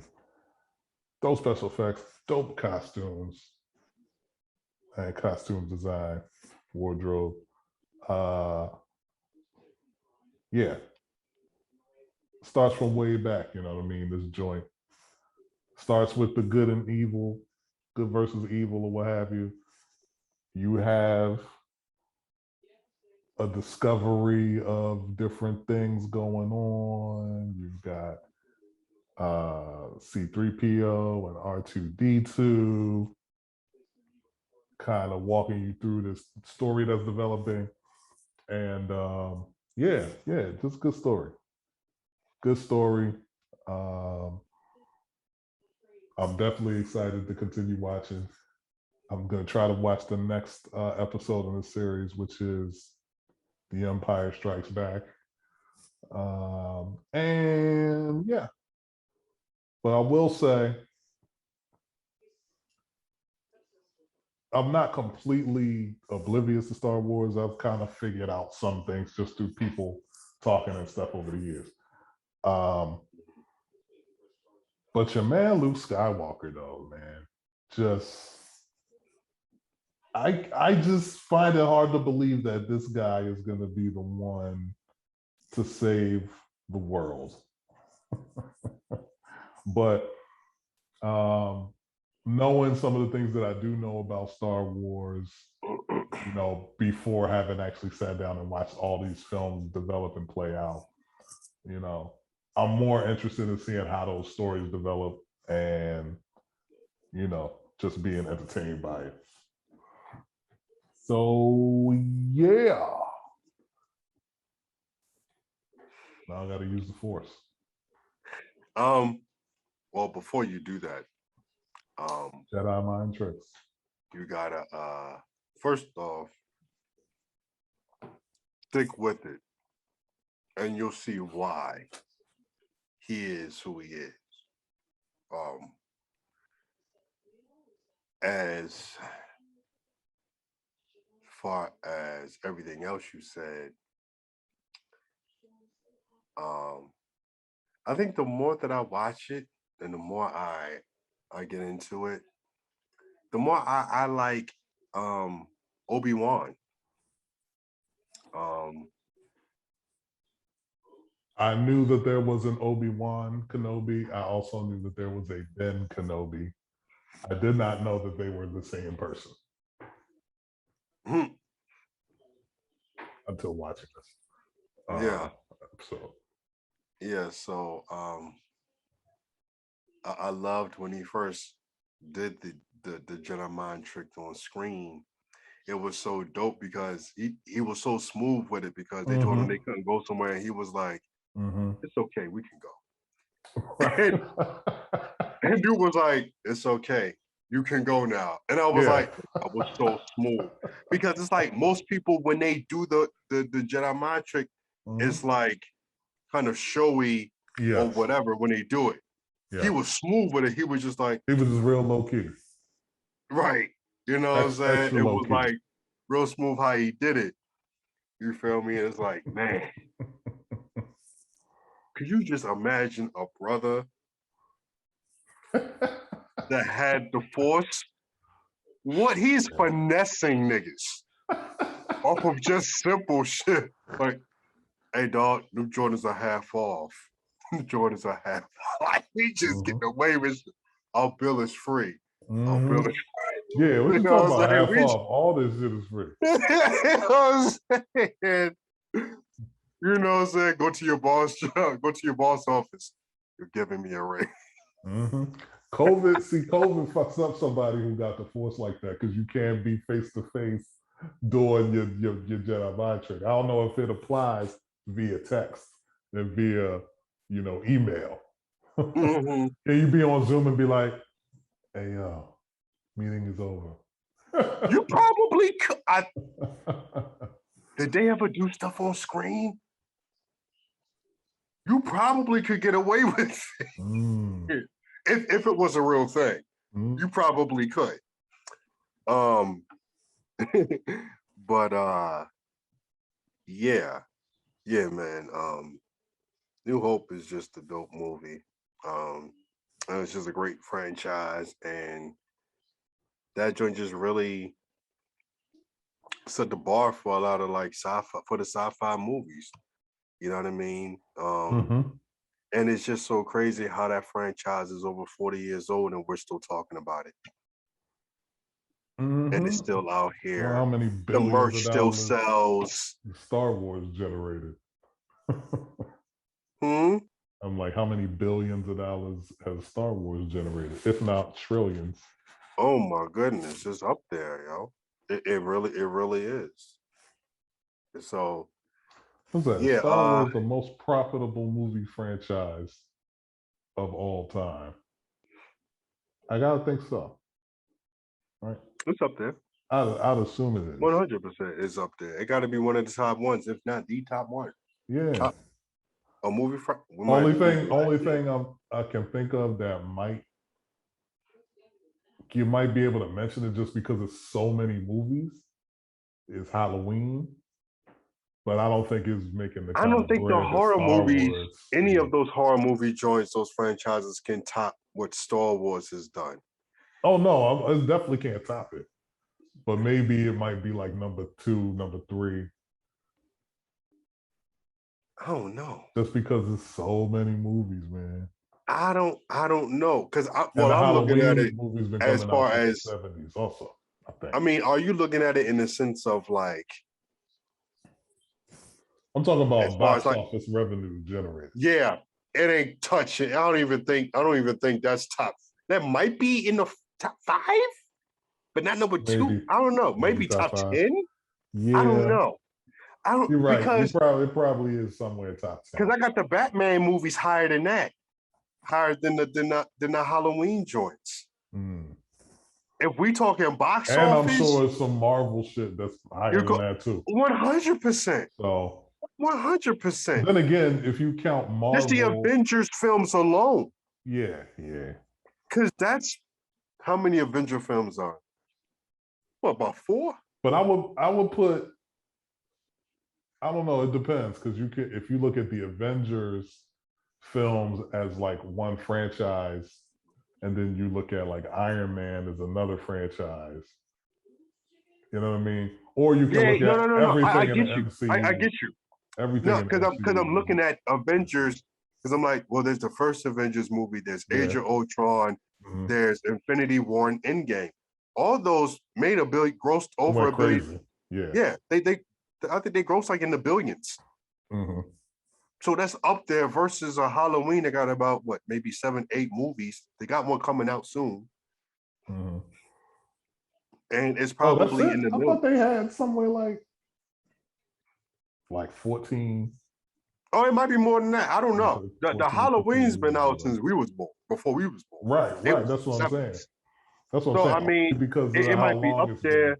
That's the only reason I'm saying that. Yeah, It's the I don't think longevity. it's because I don't think horror is like, not everybody is rushing to go see a horror movie like that versus a superhero movie or a sci-fi or certain sci-fi films like that. You know? Mm-hmm. Mm-hmm. I got you. Like I think more people are going to watch horror now because we're in fall. Halloween happens next month. You know what I mean? Like Mm-hmm. certain people watch them, might watch some stuff year round. I watch them year round. Like I watched the Fear Street joints that was on Netflix. I loved them. They were good. Didn't know they were based off books, but they were good. They were wild. But yeah, no, yeah, man. Star Wars is dope. And there was one other thing, wasn't it? um, I mean, we saw. I think you watched it too, right? You just talking about things we watched. No, there was something else that you were going to bring up. Oh, never mind. Oh, yeah, dog. Hold up. What was the other movie that you watched recently? The other movie, which was, you Shout know, out to Buffalo. just shout out to Upstate, shout out to Buffalo. You know what I mean? Shout out to hip hop. Shout out to Syracuse. You know what I mean? I was shout out to Shout out to that Binghamton. village. Shout out to the village. You know what I mean? Shout out to Attica. uh, no, That was an inside joke. I was just perusing, just like sitting down, watching TV or something, and I see this movie come across, and I'm like, starring Benny the Butcher and featuring Michael uh, Rappaport, West Side Gun. and Conway the Machine. Was Conway even in it? I don't remember Conway Yeah, being in it. Conway was in it real quick though, real quick, Okay. real quick. He wasn't in it for real long, but he was in it too. But this movie called Conflicted. It's about a gentleman who went to prison, living the street life or whatever, and he gets out and he's trying to, turn his life around or whatever. Yes. And he happens to be related to a young drug dealer, young up and coming drug dealer, played by Benny the Butcher. Butcher coming, nigga. No, I messed around, watched the whole thing. Conway was in it real quick. Westside was in it a little longer than Conway, but it wasn't much longer. But it was no purpose of him being in that. Well, here's the thing. I think they setting up for a sequel though, or a part, like a continuation. This has been episode 42 of Everything's Blurred. Yeah, we can shut it down after that too. I agree with you, but otherwise, it makes no sense. I want to say it even said to be continued at the end. Hold up, but we've seen this in our music videos. We've seen this in the rap music videos. Them shits never continue. Let's be clear. I wonder how much they paid Michael Rappaport to be in the joint, because he wasn't in it for much. Yeah, but you know him, man. He's a big hip hop head. Yeah. Far from a culture vulture. Again, not all white people are culture vultures. He's one of the people, he loved him some hip hop. True. You know what I'm saying? He got his card. He earned it. No doubt. This ain't no Martin Scully shit. He earned it. You know what I'm saying? We've been forgave him over Remy. All right. We just...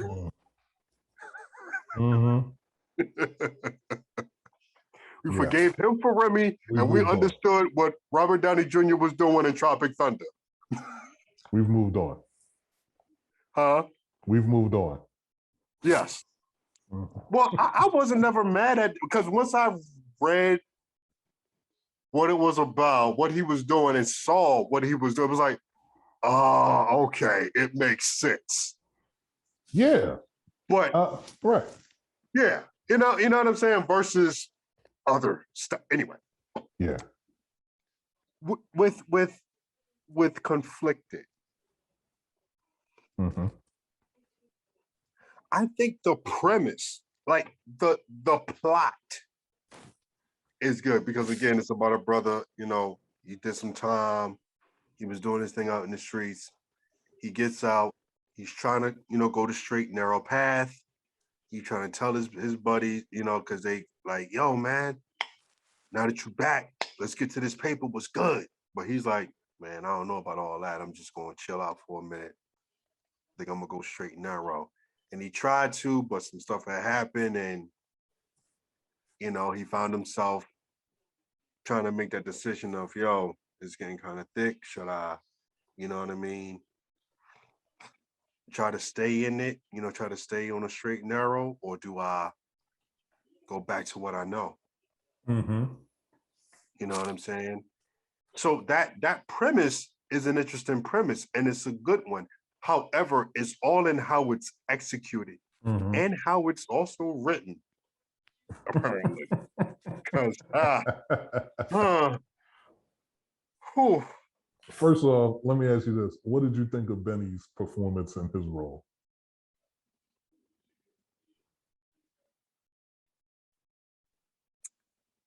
I feel like it was cool, but it was nothing for him. It was nothing for him to play that role, because he lived that life. That was him, right?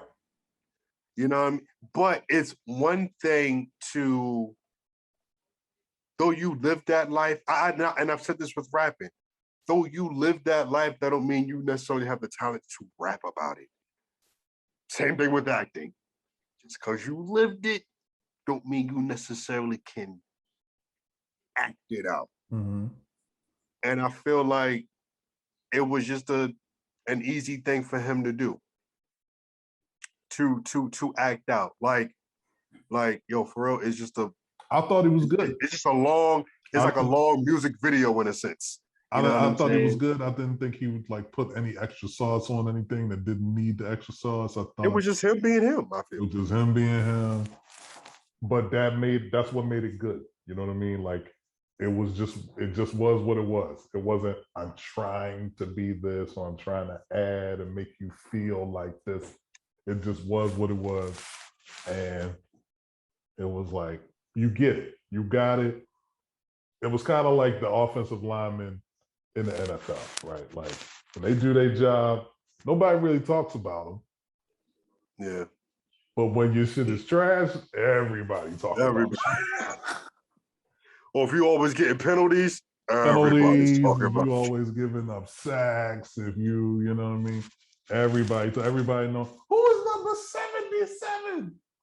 God, I hate him. You know what I mean? Lamar can't do nothing with him over there. You know. I was standing about somebody, and I can't think of who it was, but they was ticking me off at one point. And they played for the Ravens. It was him. I forgot who it was but for the defense for me, it was Jimmy Smith. He was pissing me off every time. He always did some dumb shit. I was like, He all come right. on. He all right. He been all right now. He's been all right. Yeah. He good now, but a while ago he was on some BS, yo. But yeah, no. I mean, back to what you were saying, like it was cool, but I felt like he was still a bit stiff.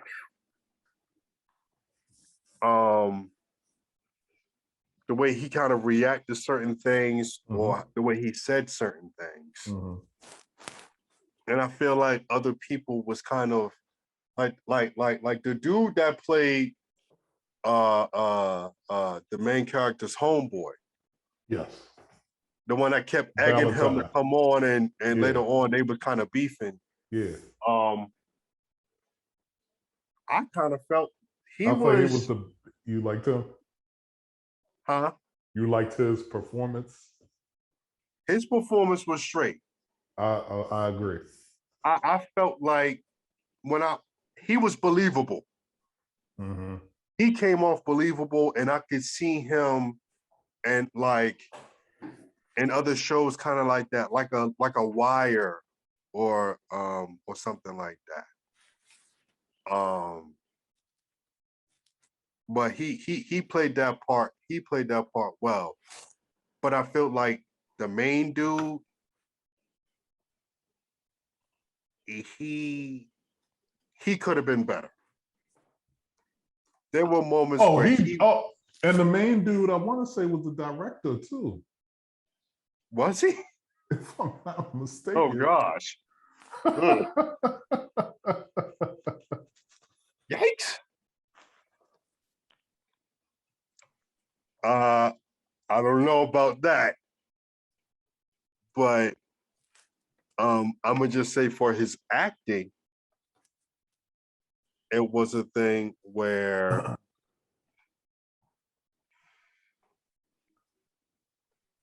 I'm looking it up. It was like he was stiff. He could have reacted to certain things better. And he could have reacted a little bit more to certain things that was happening. Certain things he seemed a little too kind of chill about. And it was just like, nah, yo, if something like this was really going on, you would feel some type of way about it. And it was just one of those things where it's like, yo, I've growing up, I wanted to be an actor, and I've been in the B-side stuff. So I'm looking at this stuff and I'm like, man, if they would have gave me a script, if I would have tried out for that part, I would have been. I know I could have, did my thing. I'm sorry, I was wrong. Okay.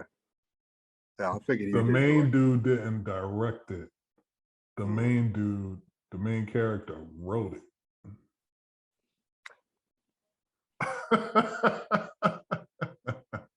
That explains a hell of a lot too. Oh man. That writing could have been better. Some stuff was predictable. Certain people didn't make what West Side Gun did at the end didn't make sense to me. I thought that was kind of dumb. But that's what I think.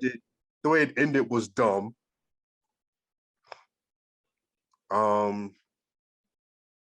I wish I got that 90 minutes back.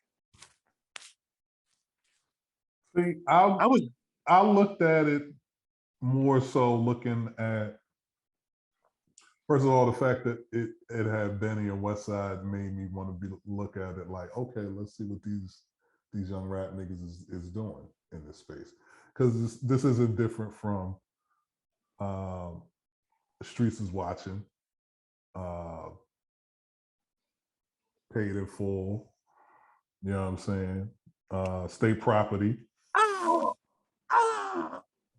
Hold up there. Hold up with that. What? I'm not saying this. Hold up. Oh, no, nigga. In my Tommy voice. Wait.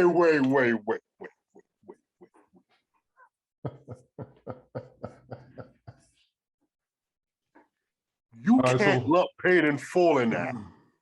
I'm not saying that it's on par quality wise. I'm saying you have dudes who I know from hip hop getting into the film industry. That's okay. What I meant by that. I wasn't saying these are the same quality of films or whatever. I was about to say, it's Paid in Full quality wise, hell of a lot better than them shit. Yeah, and actually, I low key like State Property. You know what I mean? That joint was entertaining to me. I kind of don't remember State Property. I remember the second one being kind of trash a little bit. I like the fact. I think it was like Dame and Beans was basically going back and forth, you know, for control of the drug trade, if you will. Yeah, but I put it to you like this: silly shit going on. State Property 2, and Conflicted. The only highlights of them joints are their soundtracks. Great soundtracks. Nah. Conflicted, yes, I agree with you. But State Property, I gotta give State Property joint. I gotta give State Property. No, I'm not even talking about the soundtracks. I'm saying the soundtracks was dope, but I also like. You also like the movie for the first State Property. I don't remember it much. You gotta at least give it the first one, because I don't think they would have made the second one if I got you. It didn't actually. Because even with Belly, like Belly is a cult classic. Yes. It's not the best acting, but visually, yes, it is dope. Like it's like Hype Williams did it, and it looked like a long music video, but it was cool. It was straight though. You know what I mean? But this joint could have done without. And then what makes it even worse is because I watched it on Amazon, and Amazon would, after you watch, they will recommend other like black films, black indie films, and it's like, should I?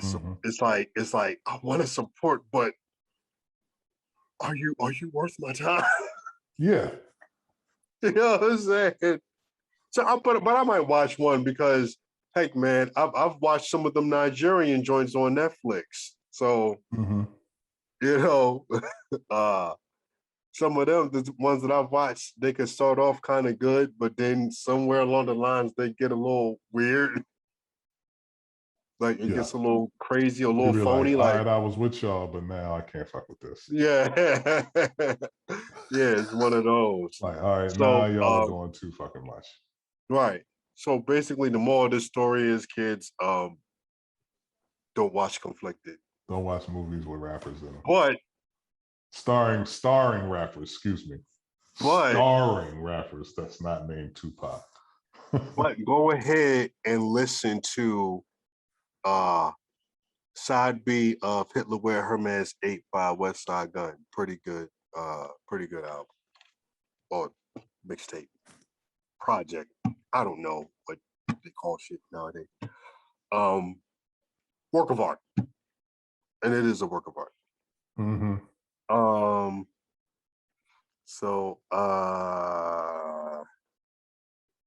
let's see here where we at. But when we talking, shows and hip hop and movies, we got the season 2 of Wu-Tang and American Saga is out. I think they maybe 5 episodes in.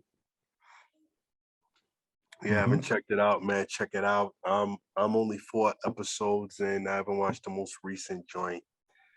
I'll probably do that before I go to bed. You know what I'm saying? And RZA is being played by a young man by the name of Ashton Saunders. If you know who Ashton Saunders is, if you don't know who he is, he's been in some movies, man. He's been in some dope stuff. Moonlight is what you probably would know him best in. And he was in The Equalizer 2 with Denzel and a couple other joints that he did. I want to say Straight Outta Compton. And there's one other known film that he was in that got brought to my attention. But anyway, he's playing Bobby Brown in a Whitney Houston biopic coming out. And I want to say joining him would be actually a person from I want to say the person that's playing Whitney Houston is from the last Star Wars movie that came out. That's what I want to say. You know what I mean? Don't quote me on it. The name of the film is called I Want to Dance with Somebody. Of course it is.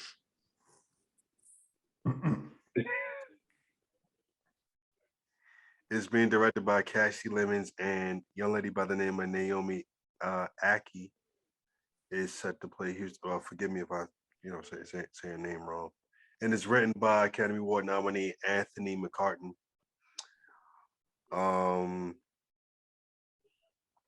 I kind of got a feeling that this is going to be and this comes out December 23rd next year 2022. And it's going to talk about Whitney Houston life. I got a feeling that this joint is going to be better than the Lifetime one that came out because it's Lifetime. How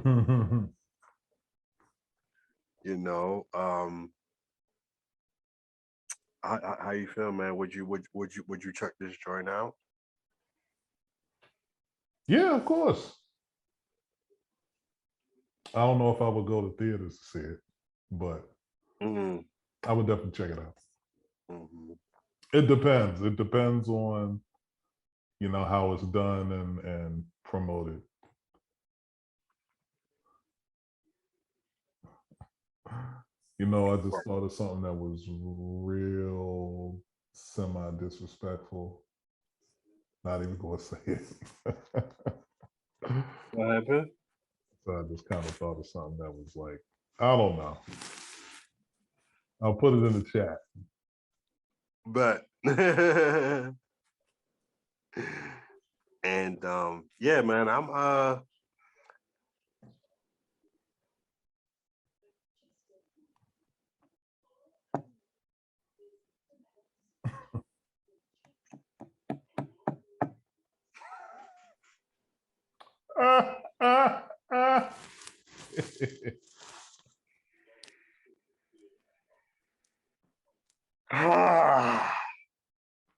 I am so glad that we only get 5 views. Because Well, if look, we was up there like that, that's why I and put you it just there. said that shit. That's why I put it there. What if that shit went viral? Ah, B hit you up like, yo, we got 2 million views.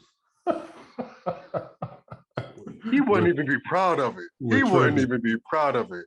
And He would shake his damn head. He would just, wow. What the hell did y'all say? He would. I see the look on his face. But I mean, you know, do you think when is the start and when is the end of the biopic? You know what I mean? In terms of the periods of in her life. Clearly, you know, when probably starting out when she was younger, yeah, probably starting singing in the church or something like that. Yeah. And then it goes from there, maybe. But how far in the relationship with Bobby does it go? Is this, you know, all the way until it might go all the way until she passes. Until she passes, or does it stop right after like Grammy night? She won however many Grammys, you know. It'd be messed up if it stopped when she sang the national anthem at the Super Bowl that year. See, you know, like they're not going to show the BET Awards, the very first BET Awards, circa 2001.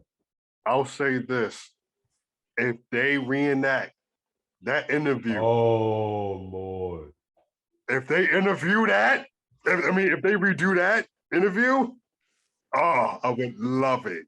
They're going to. Shout out to Mad TV because that sketch was amazing. They're going to.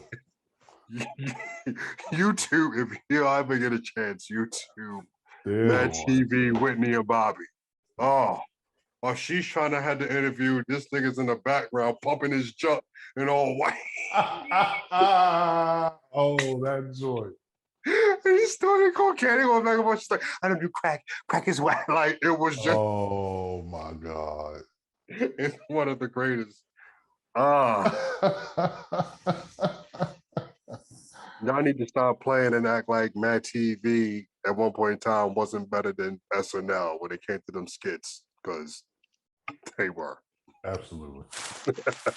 But yeah, definitely would check it out.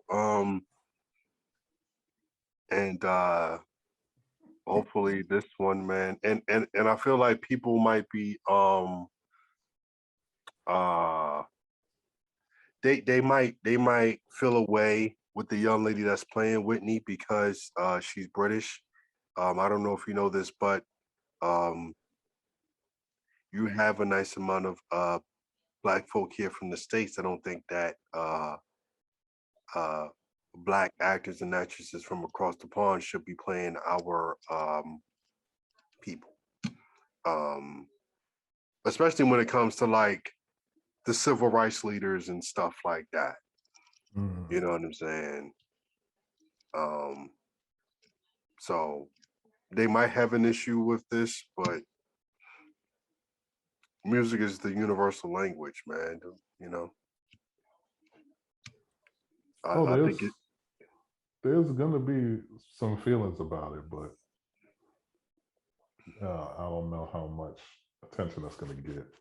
Yeah. Once it actually comes out, especially if she does a good job. Yeah. Amen. So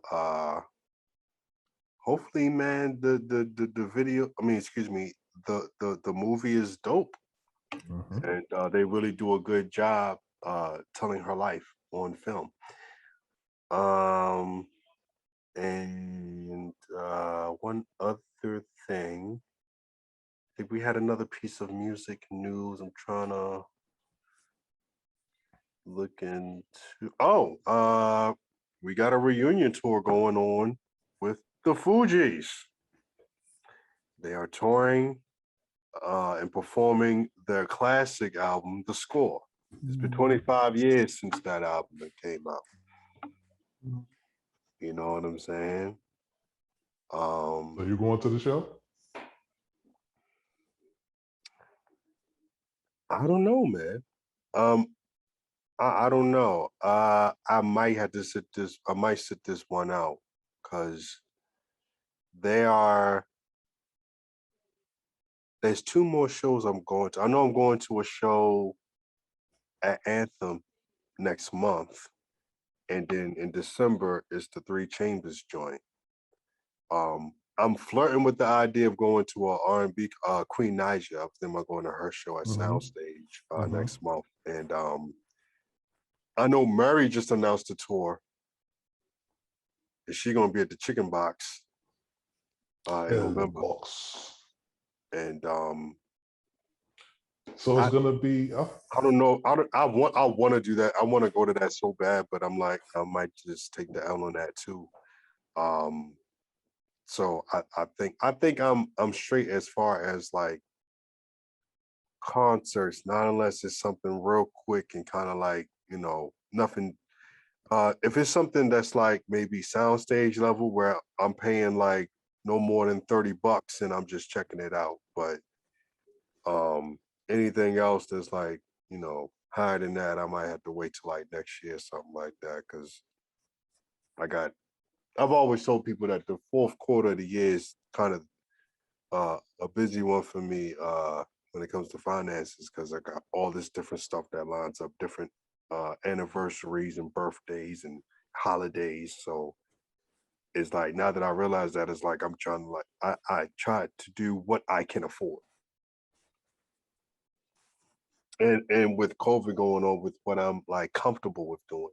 You know what I'm saying? So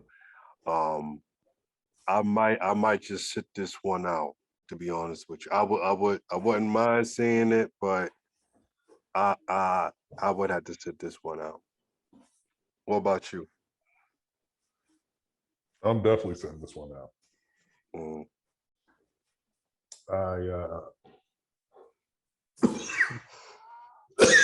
Excuse me. I'm not really interested to see them perform at this point, but also history from certain performances or whatever, and not showing on time and not performing things as like you remember them, and you know, yeah, I'm good. I'm good.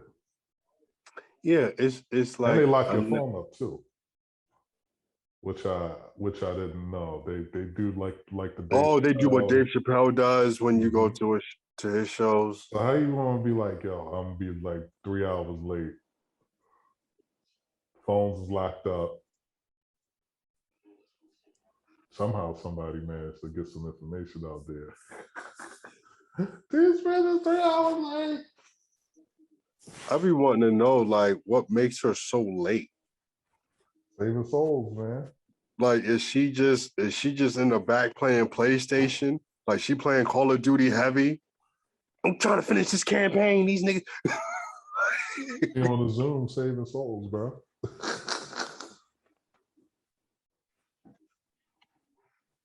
You know what I'm saying?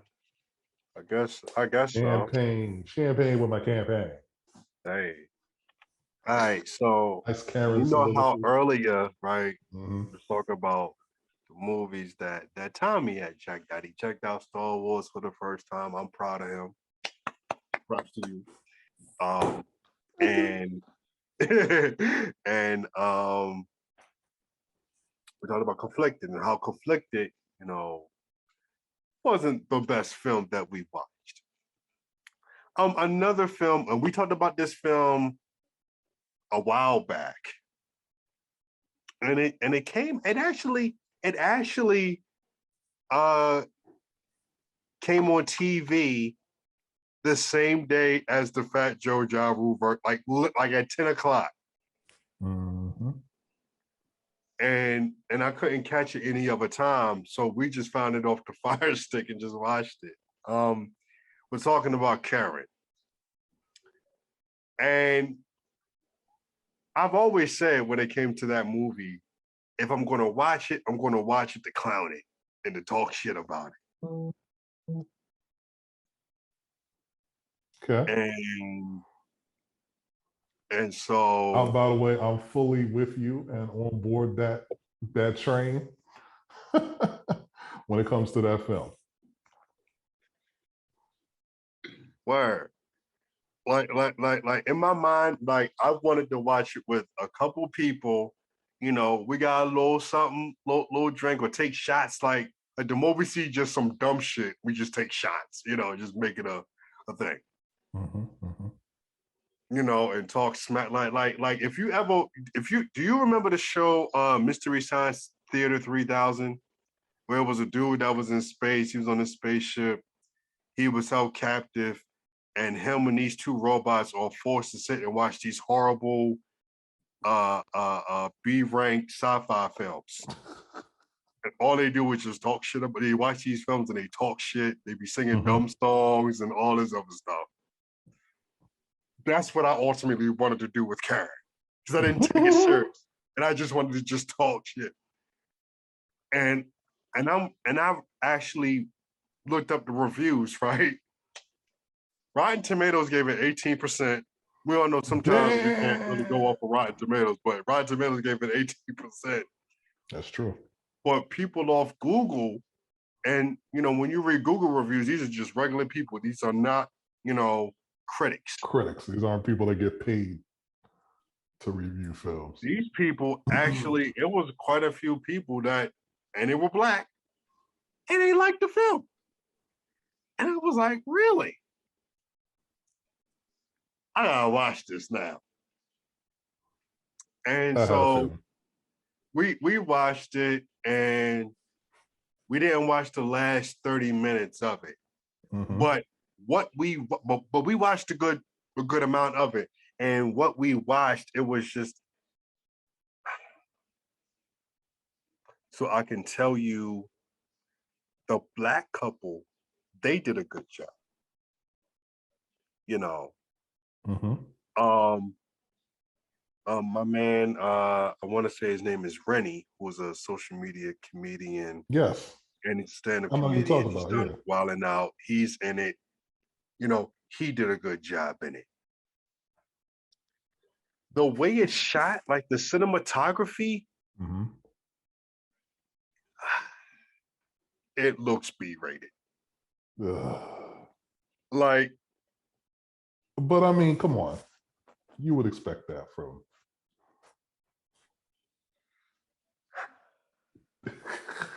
I hate to say it. Hey,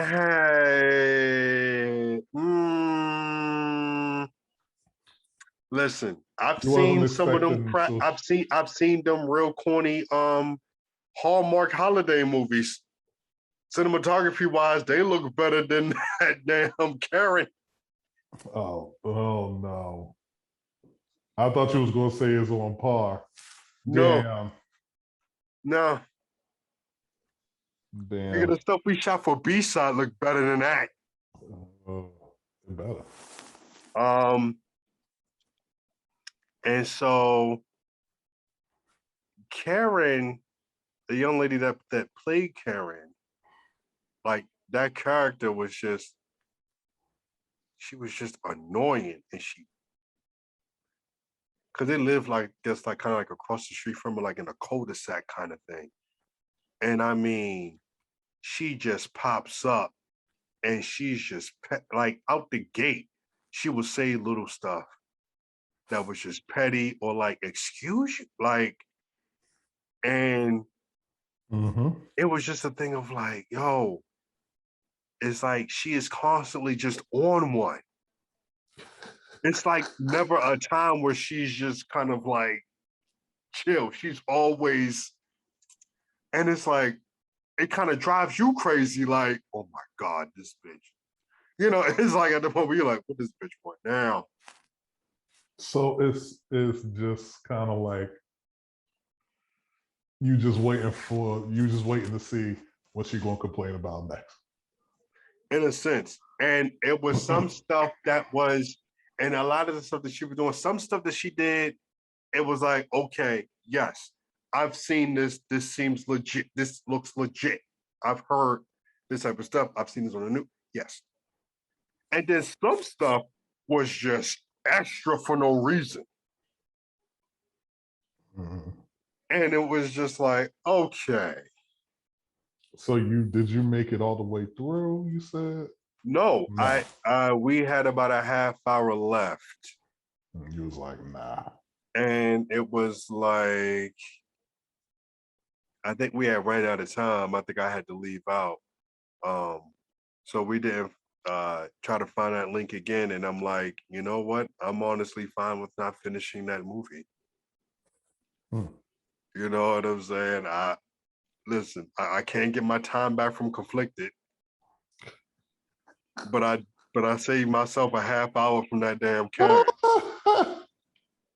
So I survived Karen. There needs to be a T-shirt that says "I survived Karen" or something, because that was just.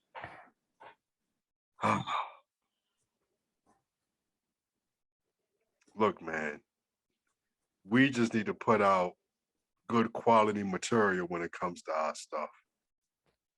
That's all I'm saying. And then too, it also goes to the other day, and I sent this to Tommy, and Tommy knows what I'm talking about. The other day, I'm on my phone. I have YouTube Music, and on Fridays I look to see what's new, what's out as far as singles, albums, all that. And I noticed that Murphy Lee had a new single.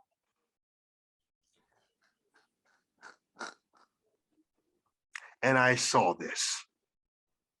And I took a screenshot of it and I sent it to Tommy. And I sent it to my good friend, Devon. Shout out to Devon. And I said, who asked for this? Who's checking for this? Mm-hmm. Tommy told me out the gate, go, leave him alone. It's been a rough Let few Murphy years. Lee live.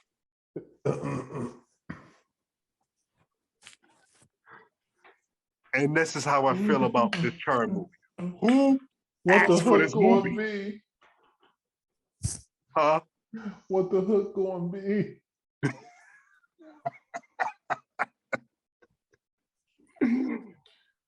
Who asked for this? I don't know. I don't think anybody asked for it. I don't think nobody wanted it. Nobody I know. Nobody wanted it. Maybe it could be some friends from the Lou, some fans from the Lou. Hey, yo, Oh no. I'm talking about Karen. I'm like, that was my whole idea with Karen. Okay. Like, who asked for a Karen movie? Who wants a Karen movie? I don't want a Karen movie. If I want a Karen movie or watch some Karens, I could watch a Karen compilation on YouTube. Karen compilation. There are Karen compilations on YouTube. I'm sure. Oh yeah. Oh no. I've watched like a couple of them just to laugh, just to, you know. Yo, do check out the KKK, the Crazy Karen compilations on YouTube. Go check out them KKK videos. That's a great title. That's a social media handle right there, KKK videos. It is. Crazy Karen compilation. Yes. And it just be crazy Karen compilations. Yes. You know. That hey, send me y'all your best Karen content and I'm posting it. That's right. Should have like 5 million. And this is why he's called Lincoln Bill, ladies and gentlemen. 5 million followers. See that? 5 months. See that? This is why this man is called Lincoln Bill. Okay. I'm trying to figure that out. Let me see how I can get that popping. No, I'm saying I'm not mad at it. That's a dope situation. You know what I'm saying? Now, that's how we can close out on an episode. Now, that's a great way to close it out. Hold on. Before we close out, we're going to close out with, damn it, this is slow. All right. Come on. Come on, Hove. Oh, you playing Hove? Okay. No. I was trying to play this. I'm about to say, don't say it. Just play it when you can.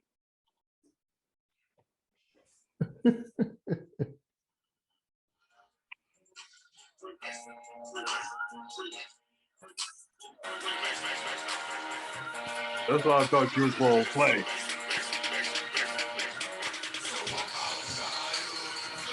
And I'm ready to pop.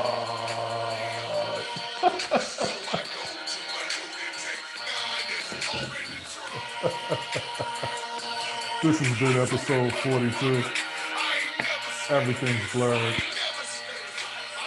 It's your man Tommy by way of Brion. Here in the darkness. And that other gentleman letting you know that he ain't never scared is Mr. Sean. Thank you for rocking with us on a Sunday. Hey, I don't think nobody can hear what you're saying, Tommy.